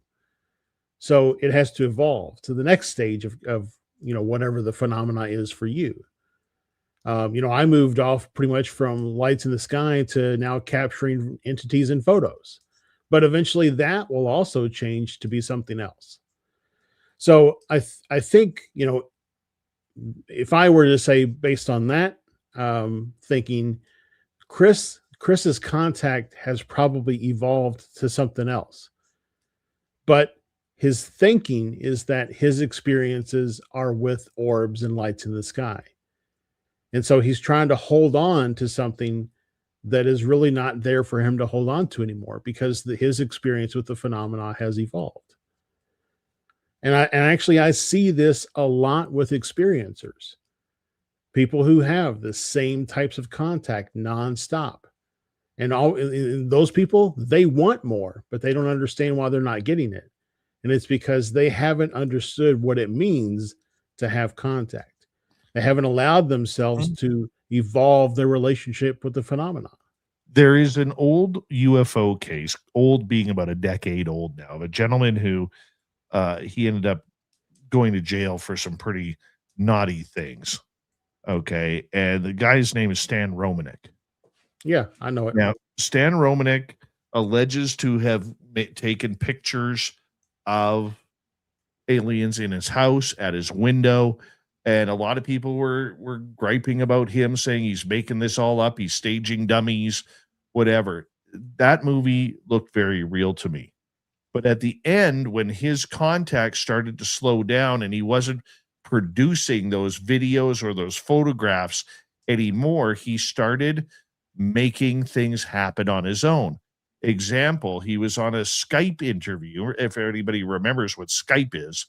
Okay. Boy, did that program crash fast after Microsoft took it over, right? Well, it didn't survive the pandemic. No. But what he did was you actually saw him throw a pen up in the air, and then it came down, and he's looking at the ceiling like, whoa, they just manifested this pen to fall from the ceiling. Like, and it's like, no, we all saw you do it. Right? We all saw you do it.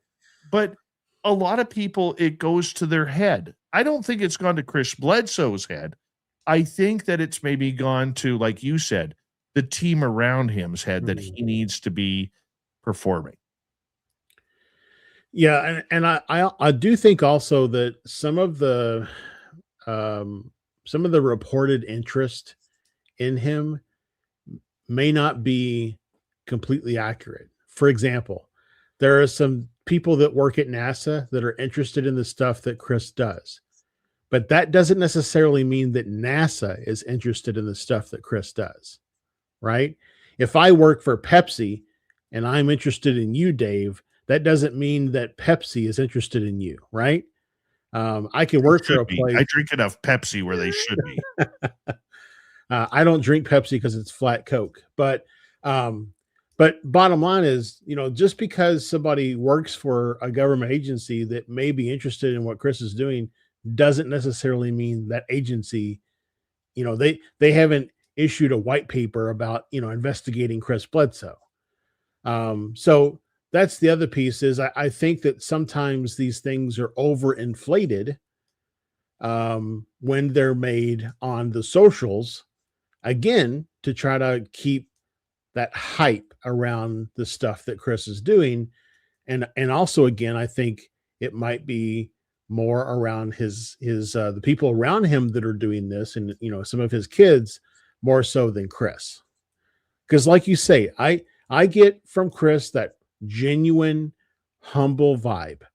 I think he is just regurgitating the things that the people around him are telling him to be the case.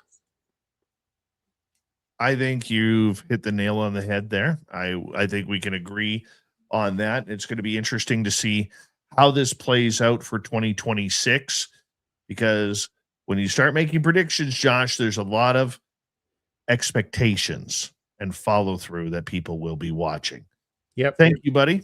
Yep. Mystic Journeys is Josh's name. You can find him on social media and his YouTube channel as well. The Wizard will leave us for a few nights here before coming back later this week for another UFO report as we say goodnight to him.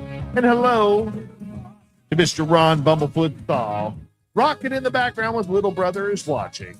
Bumblefoot is the official music of Spaced Out Radio, rocking us in and out of every single show.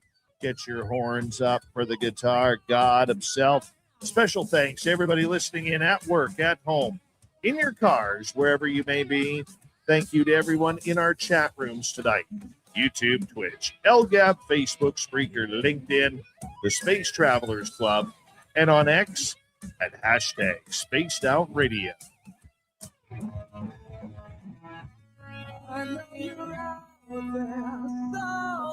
Remember, this show is copyright by Spaced Out Radio and Bigfoot Broadcasting Limited. Thank you so much for choosing to share your evening with us, because together, my friends, we're watching. We own the night. Mr. Bumblefoot, we need a favor. We need you to take us home.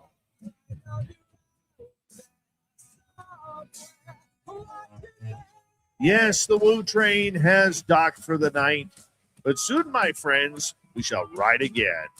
Your seats are always available. Your tickets never expire. And if you want to bring a friend, we've got room for them too. Good night, everybody.